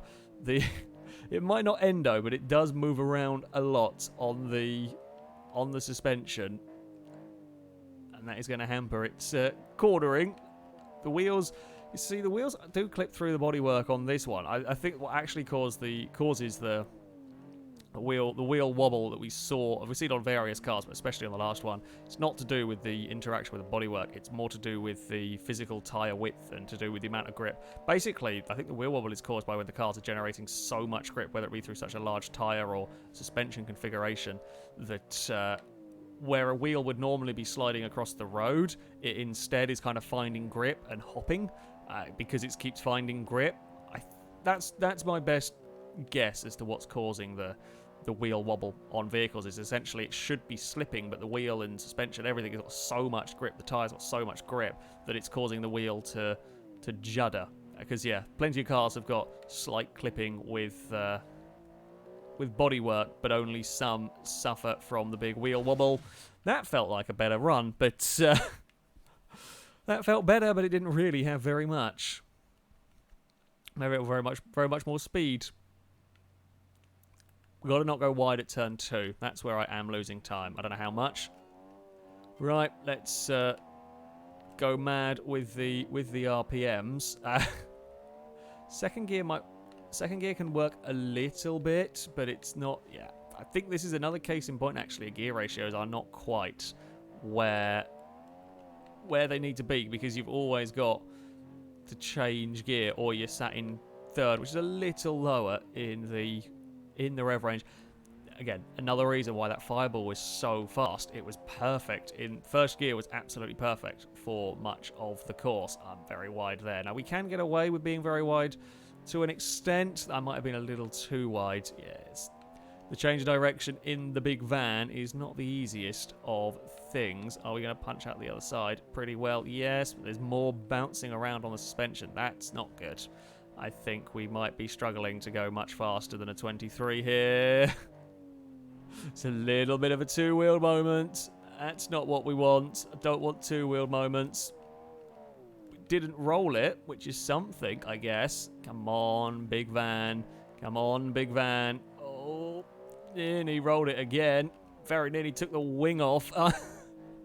Like, this run has gone wrong a little bit at the start, and I'm now driving the absolute wheels off the van, although I got acceleration all at the wrong point there. We're not going to do it. Oh, that was going a bit better, I think. I overshot on the way in. Bugger. I think that's on for a 22. I overshot it on the way in. Annoyingly, it wasn't going to be much faster. I just overdrove it on the way in. And once that happens, you're committed in your wonky. Well, it was pretty good for a van. That's a good fast vehicle. As a van, that is a very, very good fast vehicle. Not quite agile enough, really, to fight with some of the fast cars, but there we go. Full House Gaming asking what happens if we do a rain dance now. I mean, it'd be funny if it started suddenly raining on Beam. I don't think that can happen, but if it does, I would be very impressed. You are welcome to go for it. Julio say the last video with the Smash Viper intro was BeamNG Drive Rally Finland episode 1. I don't actually know if Maldonado's still hanging around. I apologise. He's normally good with this guy. I don't know where he's gone. It could well be. It could well be. If he comes back, I will let him know that. Let him know what could well be the correct answer. What are we looking for? None of those. This thing Andressi WRX replace current. This thing could be pretty fast. This thing could be pretty fast. I mean, it looks like it could be fairly fast. So, oh yeah, this could be fast. Maldonado is back. He says I have this on in the background, and I've been fixing my sim racing button box. Fair enough. And Julio was correct. There we go. Right, so the vehicle here comes from a TSO. That's it, the Andressi WRX i5. All-wheel drive turbo i5 in this nearly 600 horsepower, 471 torque. It weighs 968 kilos. They are some semi-slick tyres on this car. It has got massive tyres as well. We might have wheel wobble, but I don't know. The wheel wobble could be a thing. I will say that the headlight on this car, there is one as a vent. I believe, I might be wrong, the other headlight was a mod fixture. As I think it was this car, when I exported, I didn't have the mod fixture to export it, so I think it might have been. I think that's where the other headlight might have gone. I'm not sure though on that. I don't have very many mods installed. So, I've also noticed what side exit exhausts at the front. Perfect. Anyway, can we do a 115? It's a very high revvy i5. No, actually, it's not as high revvy i5 as it's fairly revvy. I don't know. Shall we see what this car is capable of? Oh, okay. We did not get stopped very well down there. I think we've got big wheel wobble issues at the front. I'm surprised that... Oh, we've got big ABS issues. Okay, we've got the ABS things back. The ABS is not working properly on this car, which is basically just turning off the brakes from time to time. It's got the speed. It doesn't actually turn as well as the Fireball. It's got quite a lot of speed, but the wheels are liable to cause the ABS to stop, or the ABS to malfunction in such a way that it will turn off the braking, essentially. We can get a big slide through there. We could be wider on the exit of that corner. We're going to have to be very mindful of the brakes. It's a shame, but here we go. What do we got acceleration-wise down here? We should be very quick. We are 93 miles an hour. Now, we get stopped from 93 down there. That was okay on the ABS front. I mean, it might also not be helped by what would be cold brakes early on in the run. We've got to be mindful. This is almost doing a endo as well, as we are barreling our way down here. So, we've done sub 20, considering we missed about 3 of the first corners with no braking performance whatsoever. We are already sub 20. It's not as easy to drive as the Fireball, that much is for sure. It's not as easy to drive. It moves around a lot more, and the brakes don't always work. So put those two together, and it is a little sketchy. Yeah, so we've got very cold brakes early on, and that does not see... Again, you can see the front wheels vibrating as we go through those opening corners. Come on, front end. Turn, turn, turn, turn, turn. Yeah, I think it is a tiny bit fraction less grip. Not by much. I think it's using the same body style as well, actually, as the Fireball. No! Brakes are gone. Brakes are gone completely through there. Now, we have got away with the kind of, well, wide line, late apex, and still carried some speed through all of that, but the brakes did completely die. Oh, I think maybe what doesn't help it is if I am turning and braking. I think I have to brake in a straight line, basically. I mean, I know you're supposed to normally, but like all my steering is, I think, clonked ever so slightly. Yeah, front left's actually coming off. That's a small issue. With that clonk on the wall, we have lost a front, well, some control over our front left wheel. We pull like mad. Oh, and there we go. Yeah, it was a little bit, it all started going a little bit wrong for the car. I thought we were going to have trouble going faster. Well, oh, god damn, now it's very twitchy. I think cars that are going to be faster than the Fireball are going to have a real problem with controllability. Cars that can go faster than the Fireball have got to be more controllable than this. I mean, look at the wheel wobble we've got going on. We missed a checkpoint anyway. The wheel's inside out. We have got the wheel inside out on the front of the car. It's buggered. Can we... Oh, it's probably going to be too broken now with that wheel off. I was going to see if I could do a donut and tear the wheels apart. Right, well, that'll be a DNF from there. Okay.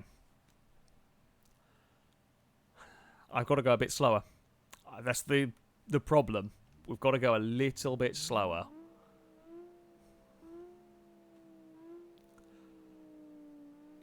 Here we go. Little bit more controlled from the car, which is not easy to do in a vehicle like this, and I balls up that start entirely. Well, we are at least around the first corner without the brakes failing. The brakes have failed through the next one. For God.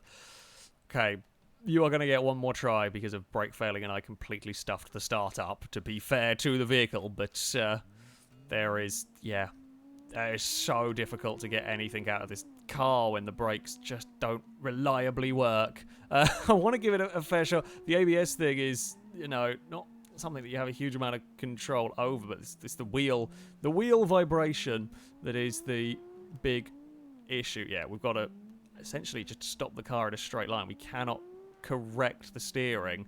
I'll be a little slower into this corner, but it's the only way I can get through there safely. Actually make sure that the car does get stopped. So again, brake in a straight line, and then it's also like the initial hit on the brakes has got to be in a perfect straight line, and then you can get away with a little bit of movement if needed, like little corrections if needed later. But if you do that first hit with the steering slightly changed, everything vibrates, and then the ABS panics because, well, you know, stuff's slipping where it shouldn't, and then you get no braking. This is a difficult vehicle to drive quickly. Oh, no. Bugger. Bugger, indeed. We've pinged it off there. We've lost the front wheel again. It's just too... Oh, we've got no steering. I've got no steering in the car. This has not gone well. We've lost the wheel again. I'm sorry. This is a very, very quick car, but it is so difficult to drive around here. You are going to clip the wall, and that'll be that.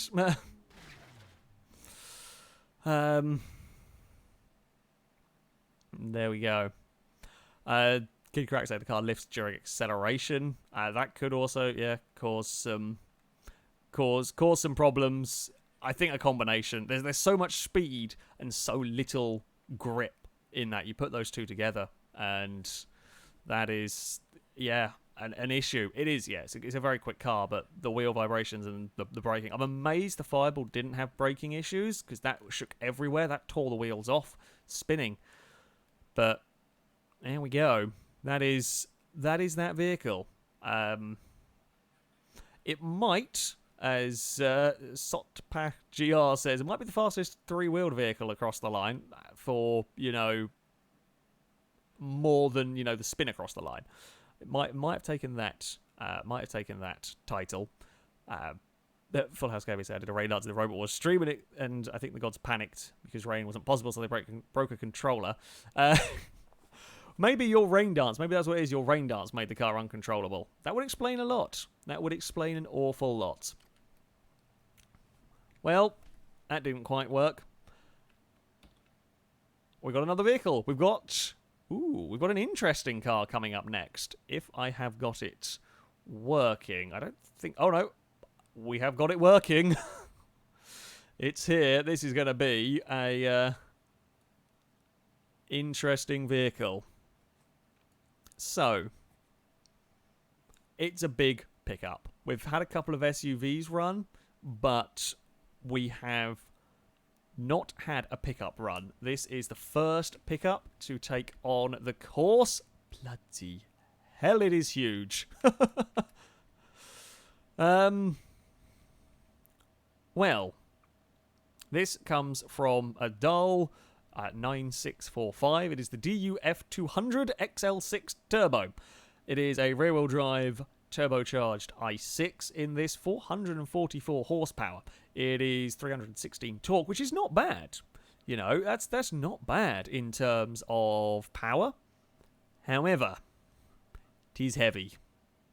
It is very heavy. It is, in fact, the heaviest vehicle to go through the course at 2,585 kilos. Of course, the pickup, just the body, the chassis, that's on a ladder chassis. It's got off-road tyres on it. This is not going to go well, I can feel. It's not got the tyres for this.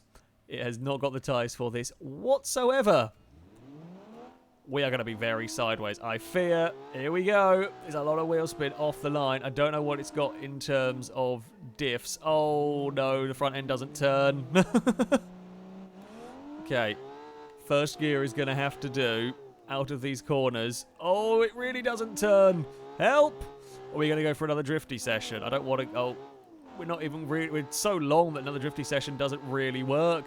We might actually have to drive it like we drove with the... Oh, we have to Scandinavian flick it, I think, into these corners. The handbrake doesn't... Oh, no, I don't even get it down into first. And chuck, come on, pick up. Come on, pick up. Oh, I've overdone it there. We've overdone that a lot. Go! Oh, it didn't even go back down to first. Bloody hell. Like, the engine could probably work in something a lot smaller and a lot lighter than this.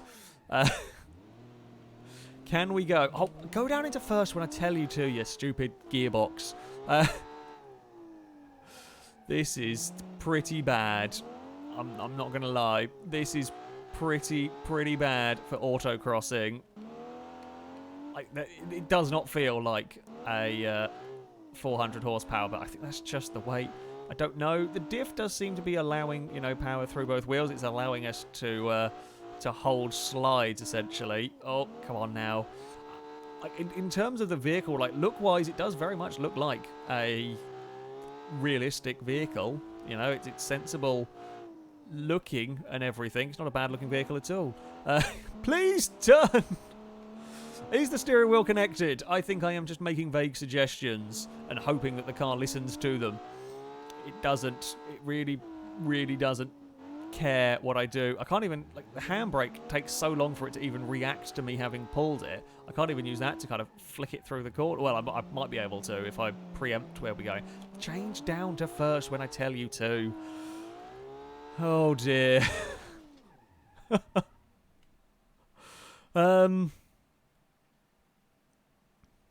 Oh dear.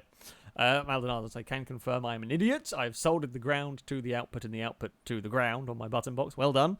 Also, Maldonado's Poundvax, thank you for the donation. Saying on the hashtag on this day, Beam Hill Chaos episode 16 met its fourth anniversary. However, how many Beam time trial / survival series has I run? Has Alex run?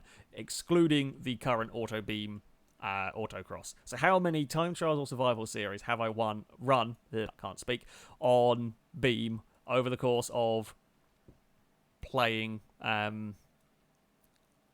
making videos on beam? Right, sub 2 minutes is what we're going for here. We might be able to do it, but it's going to be difficult, I think. Sub 2 minutes. If only second gear was better in this, honestly. If second gear was better, if the gearbox was better, this probably wouldn't be too bad. As it is, though, it's just first is so short, and it doesn't really like to... oh, come on. Oh, I've just got to wait. It's just painful. Wait. And then we go. And then up towards this next corner. That time we actually did get... amazingly, that time, the first time pressing down to first worked. But then we went down to neutral because I didn't think it was going to work. Oh, there we are. Big slides again from the truck. Third gear is definitely not good. Well, as I always said with this series, it's fun seeing what normal vehicles... this is a fairly sensible... real-life kind of, rear-wheel drive pickup. Certainly in terms of visuals, in terms of stats, it's probably okay. I mean, considering the weight, I'd probably want... well, I said want more power.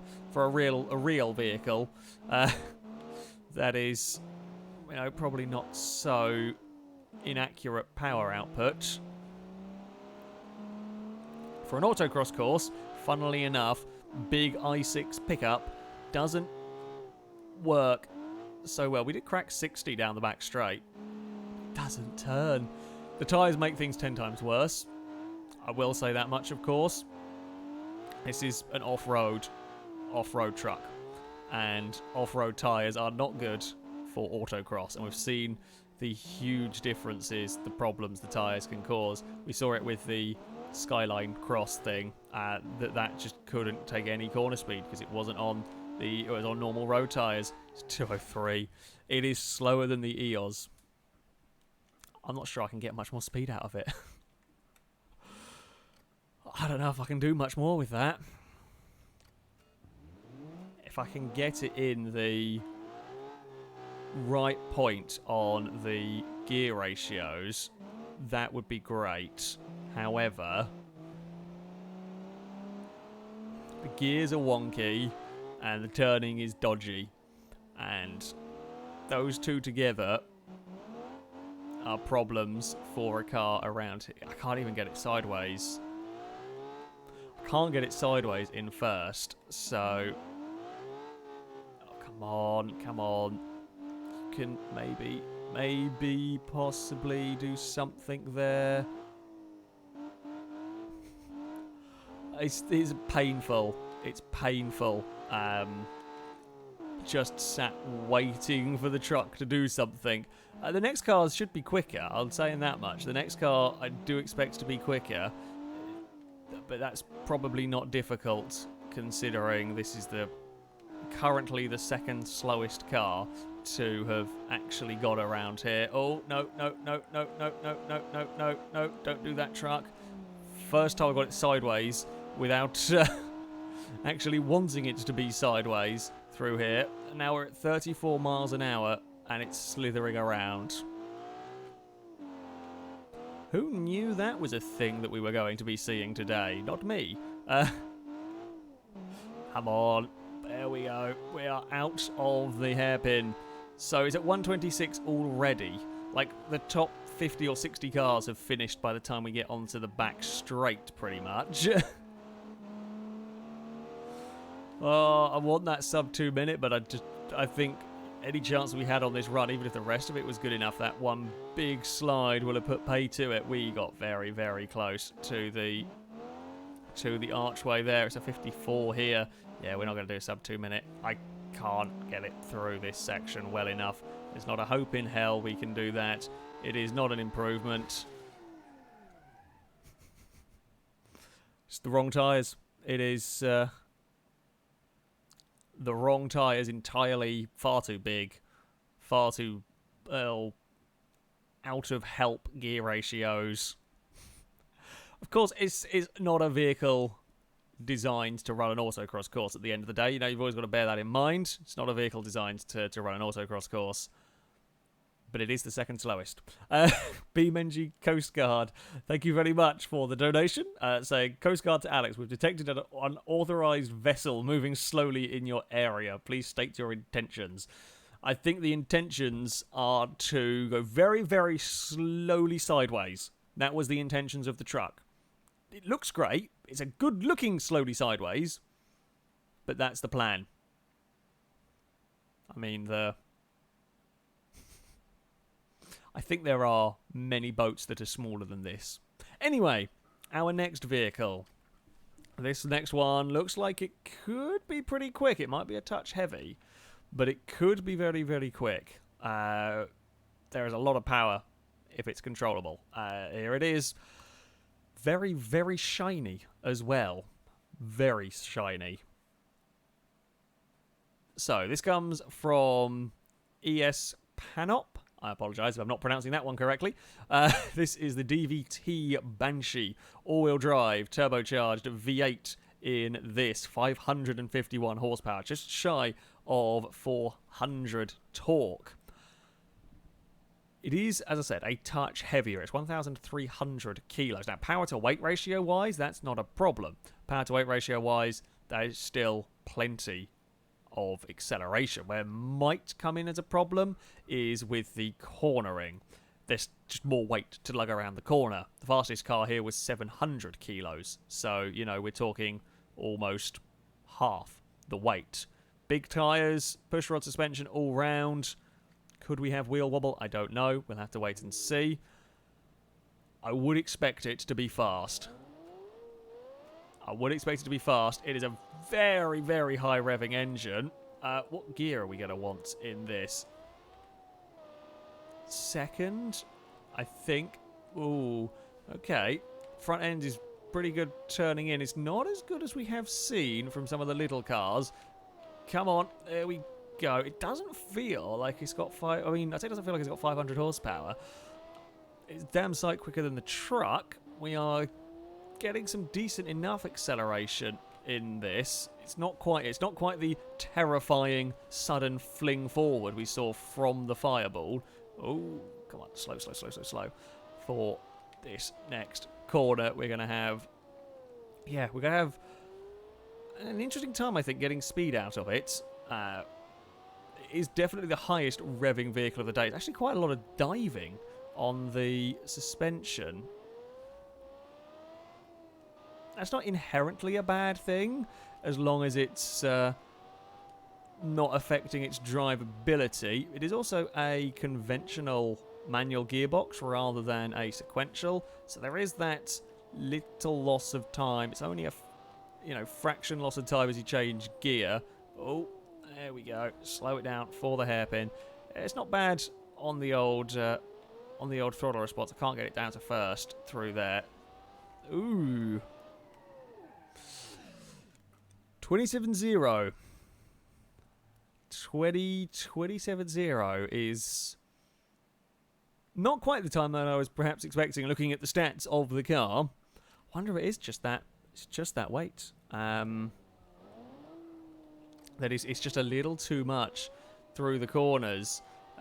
Let's try again. I mean, I say it is possible that the power, it might have a lot of power, but it's not very usable. Doesn't feel like it's a very laggy turbos, though. It doesn't feel like the issue we've got. I don't know. It's a bit of a strange one. I am at a bit of a loss. We are definitely, a touch sluggish through the turns. I'm as. Oh, there goes the ABS, I think, kicking off slightly. I don't know why it did there. I can actually see a tiny bit of wheel wobble coming from the car through the heavy cornering. Yeah, it does a little. It's not the worst thing, but I've got to be a tiny bit mindful on the old braking. And Oh, that was a big squeak from a little cat in the background. What do you want, Eve? That's a lot of squeaking from a little kitten. You've come back to interrupt the stream, have you? Yeah, I know you're squeaking over there. Stream can probably hear you squeaking. Come on, come on.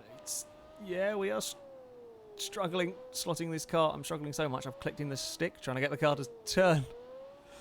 It is quite understeery. It's a better run. It is a better run. 26.7. So I'm having a look around for Eve. I don't want her suddenly jumping up at me. Oh, it's okay. She's gone and fallen asleep on the... she's gone and fallen asleep on a box. So, there we go. Right, one more run. Can I get into the 25s? It's probably what we are going to expect here. 25s is probably about as good as we could manage if we get everything right. There's a little kick of oversteer there, but nothing to really cost us time. It feels really oddly sluggish out of the corners, and I'm not sure why.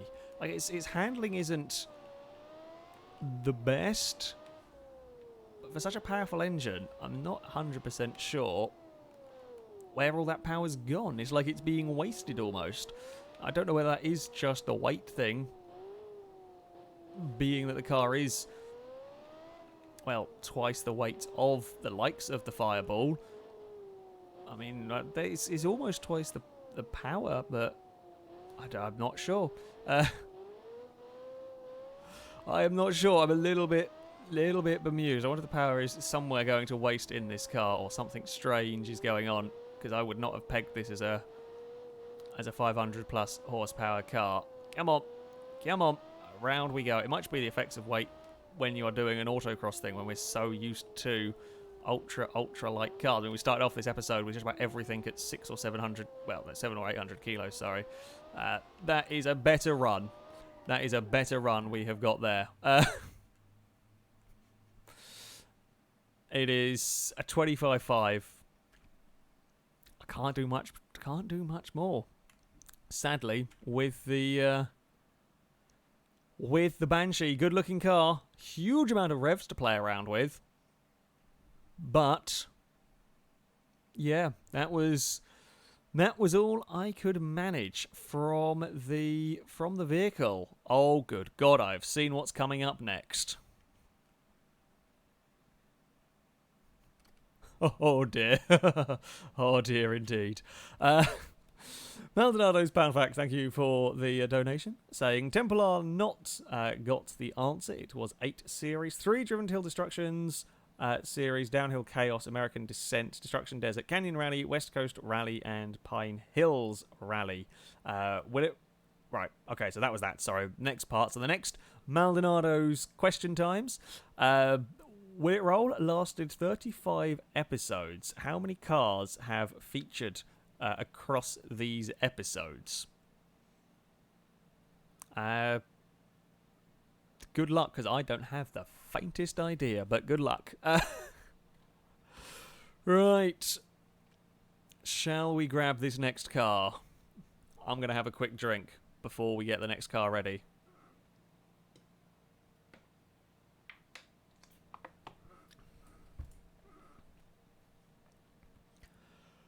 I am a little bit scared.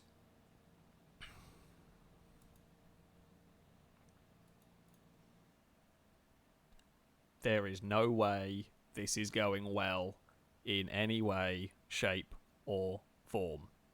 So, this vehicle comes from Vinny Scarletto. It is the Beecham Boss V16 Limo. Yes, it will potentially be the longest car to head through the course. It is front-wheel drive. It is a front-wheel drive vehicle. So we are probably not going to see slideys from this. It is a 314 horsepower, 202 torque. It is actually, when I said the Pickup was the heaviest vehicle. It was until this. We're even heavier. 2,681 kilos.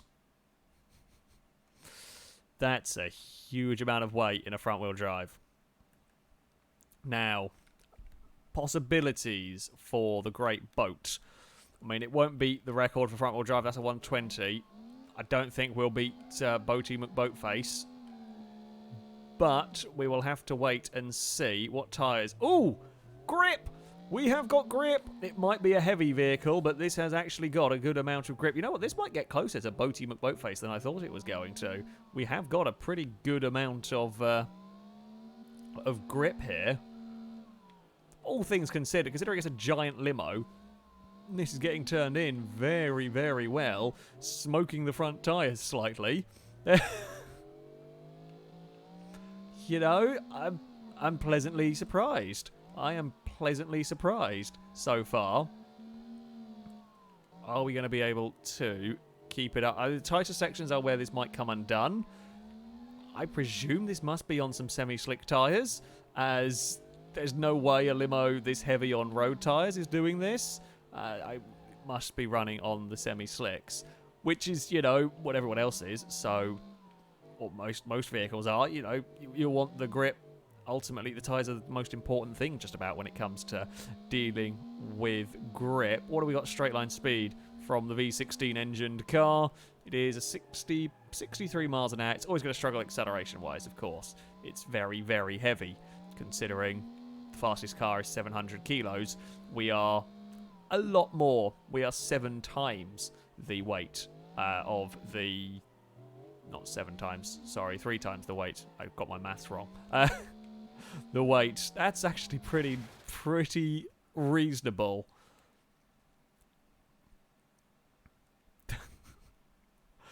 $135.7. That is very, very reasonable. That is very reasonable indeed.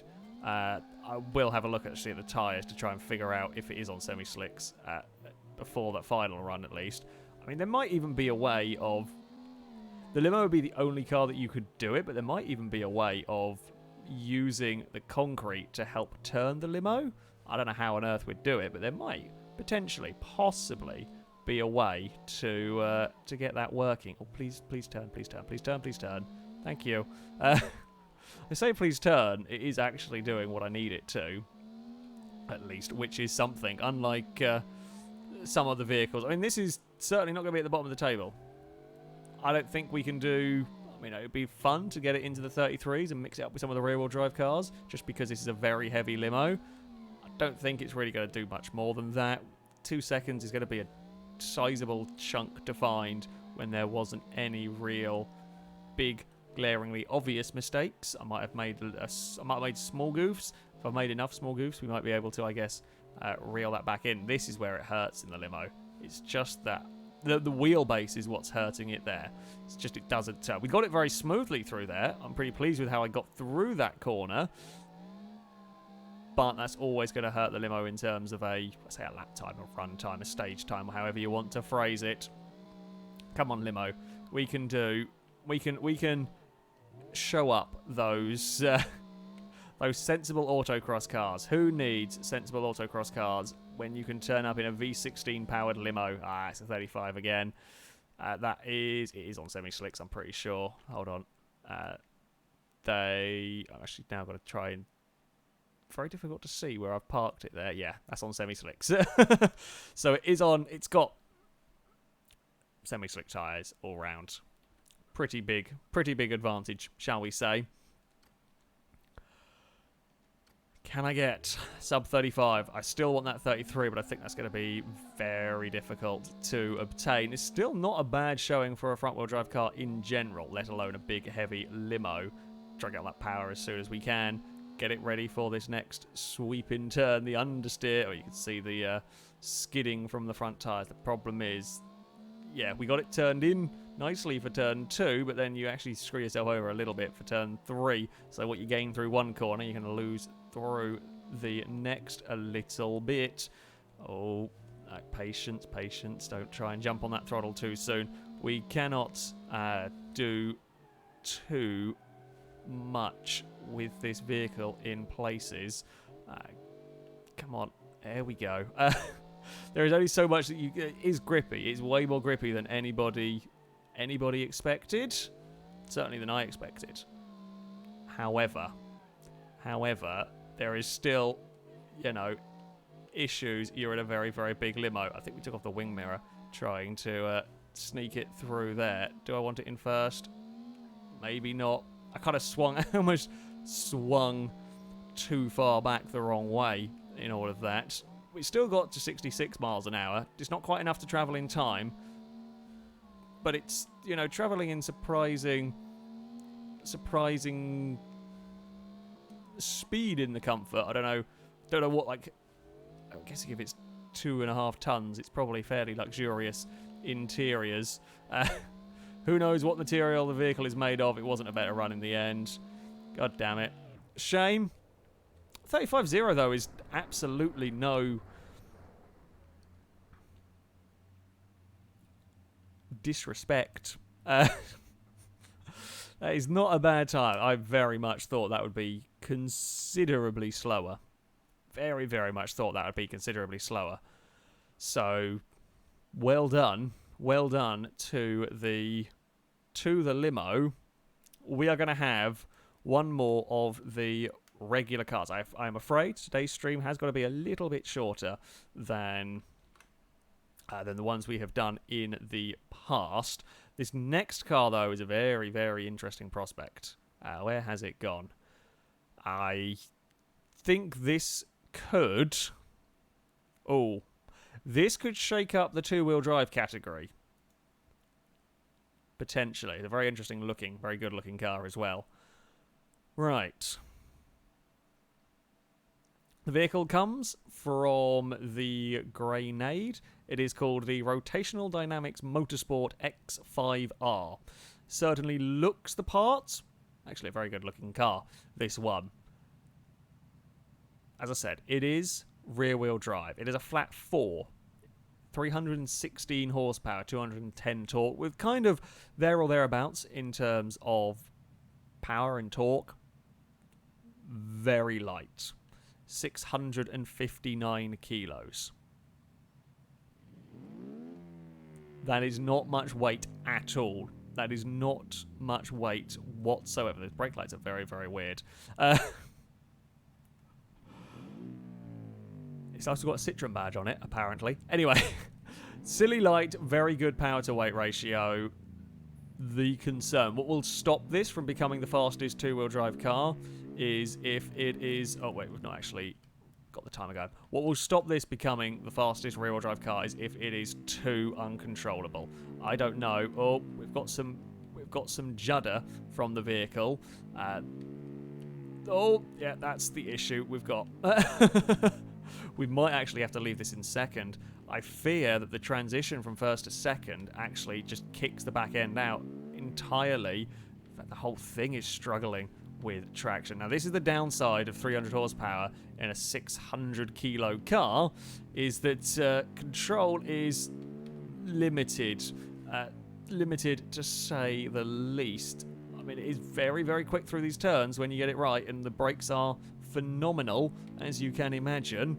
It's just so much less momentum to have to try and stop. Are we going to wheel hop there? No, we are not. I don't know. No, I don't think I want. Definitely don't want first gear.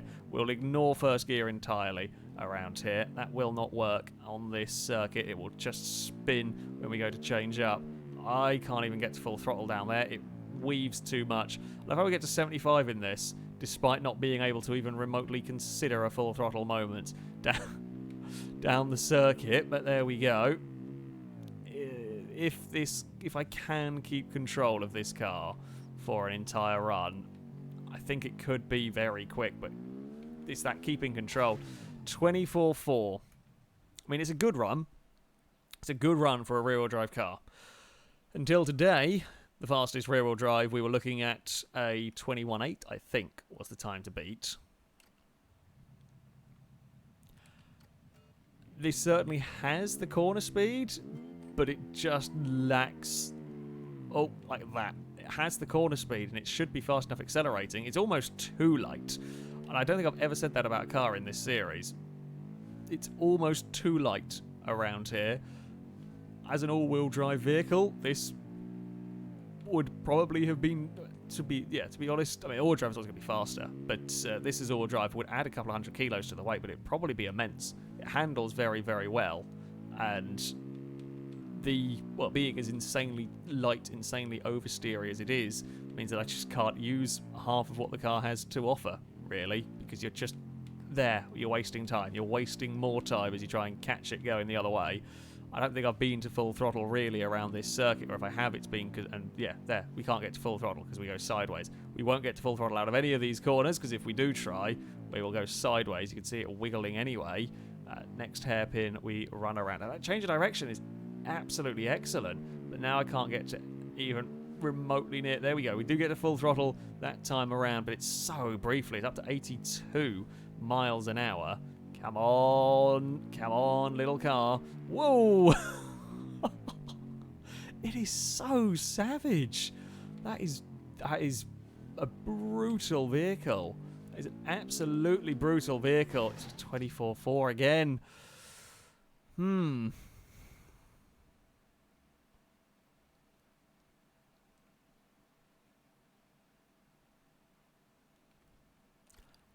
I don't know what else I can do. I don't know what I can do with this car. It is a very quick vehicle that is almost too light, I think. It is too light, far too wiggly. so wiggly. It's a shame. It's a shame because as much as I would love to be able to push this car harder, and it does... it probably could. It could go much faster. Well, I say it could go much faster if it was much better controlled. The engine's good. I love the look of the car. It handles very well up until you try to deliver the power, and it just can't. It just can't deal with it in a controlled manner. Oh, come on! Around these next corners we go. No, that would also be really helpful if it didn't kick the back out every time we went to change gear. That does not make life easy. I've just got to be... I'm trying to be smooth with the car, but being smooth with the car is difficult as well. And onto the back straight we run. Can we open the taps? Only briefly. Oh, that nearly ended up in a big death moment because it doesn't go in a straight line at all. We've had some interesting cars today. We have had some very, very interesting cars today. All sorts of different strange things have happened from a V16 limo. Yes, I can't do more than that.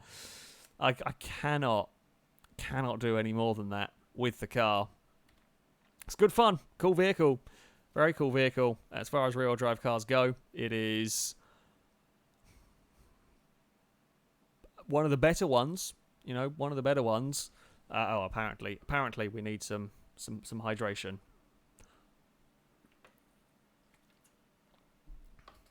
Well, there we go. That is it for vehicles. We tend to finish with a silly car of some description. What vehicle would people like to see?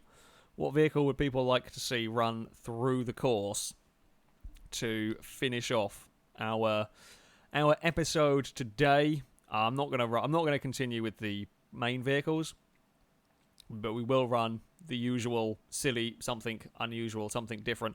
We could run like a normal beam car and see. I should actually point out some of these. Not all of these mods actually work. Some of them are broken or old. So,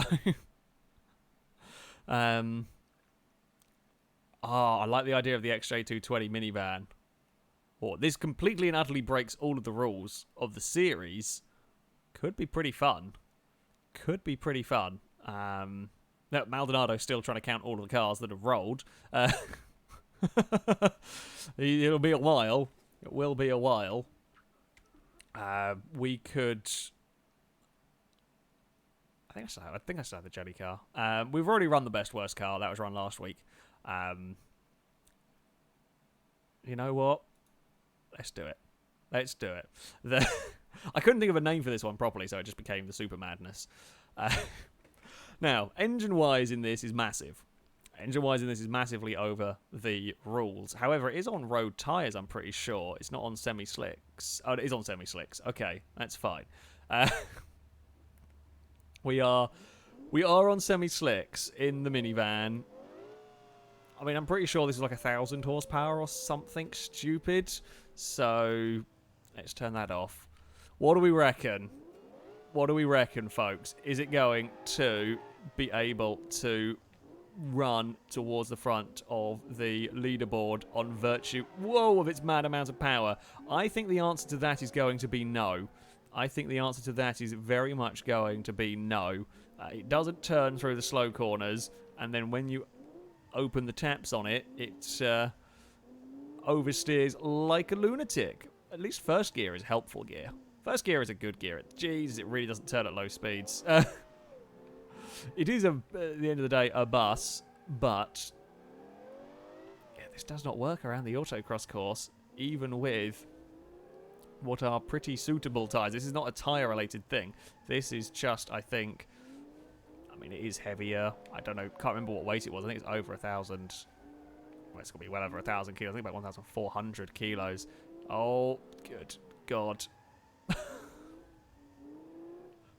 It's not going to be the slowest, not by a long way.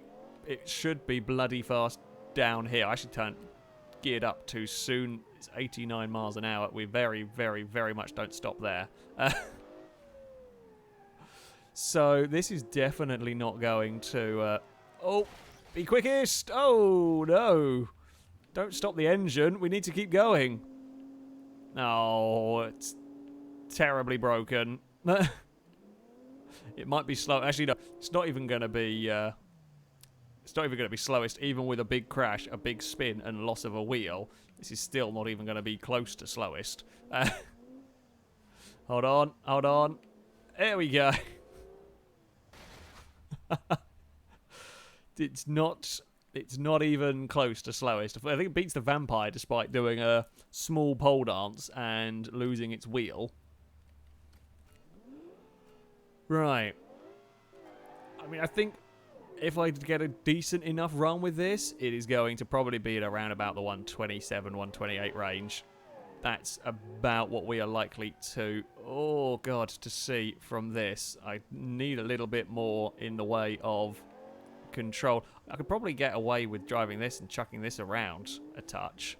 Maybe. It should have the all-wheel drive grip to do it, but it doesn't actually. It's not actually wanting to go sideways. Like, as I'm throwing it about, it doesn't actually care. There we go. There's a little bit of sideways from it. It was having none of it earlier. Turns out my vehicles are just not very good. Well, they are good for what they're intended for. It turns out normal road cars are just not very good on the autocross course. And I say normal road cars in the loosest of terms. This is not a normal road car in any way, shape, or form. Well, you know. Right, straight line speed check. I'm going to do a silly clip on the wall there. That was not intentional. I'm having a real struggle driving my own bloody van, apparently. I think my driving skills evaporated. It's just all gone. I mean, I'm okay that my driving skill has evaporated entirely when it's one of my own cars and not a viewer-submitted one. I also changed up way too soon there. Hey, it's two wheels. Oh, come on, van. Yeah, I think maybe a 28, 29. I think they are doable. One more try. One more try with the stupid out-of-control van. I mean, it's much better than the best worst car, as you can imagine. It is much better than the best worst car. However, oh, there's some big slides from it. It's far too like the limo was way better through this course. This will be quicker just by virtue of its acceleration, but the limo actually handled the turns better. Oh, please turn, you barge. Please tell me I didn't miss that checkpoint. Okay, I didn't. Good. Go on, barge. Accelerate, and then carefully, very, very, very carefully judge these next bits. Well, this is not great. This is not going so well. I mean, I hope this makes people feel better about their cars if they might not have performed as they had hoped. This is what happens when you bring a very, very silly vehicle here that's too big, too heavy, and way too uncontrollable. And let's actually now not crash. That was still very close. The brakes, I'm pretty sure the brakes in this don't work. Does this actually have brakes? Has it got sponges in the wheels? I'll be trying to slow down using sponges. I think we might be, because it's just not doing anything at all. What's gone on with those? Hello, Squeaky Cat. Eve is not enjoying. Hey, we at least did a sub 30. This is terrible. But yes, it is Eve. I can hear Eve squeaking. Hello, Eve. That's a lot of squeaking. It's a lot of squeaking. Do you want to come and say hello to everyone? There we go. Oh, and cat quiet. Eve just wants a fuss. Well, I think that is my cue to. I think that is my cue to end the stream. It's been fun.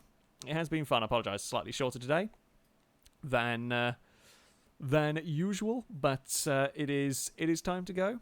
Thank you all very much for watching, of course. And thank you to those who have donated, whether it be via the Super Chat, whether it be via the Streamlabs, as ever. It is greatly appreciated.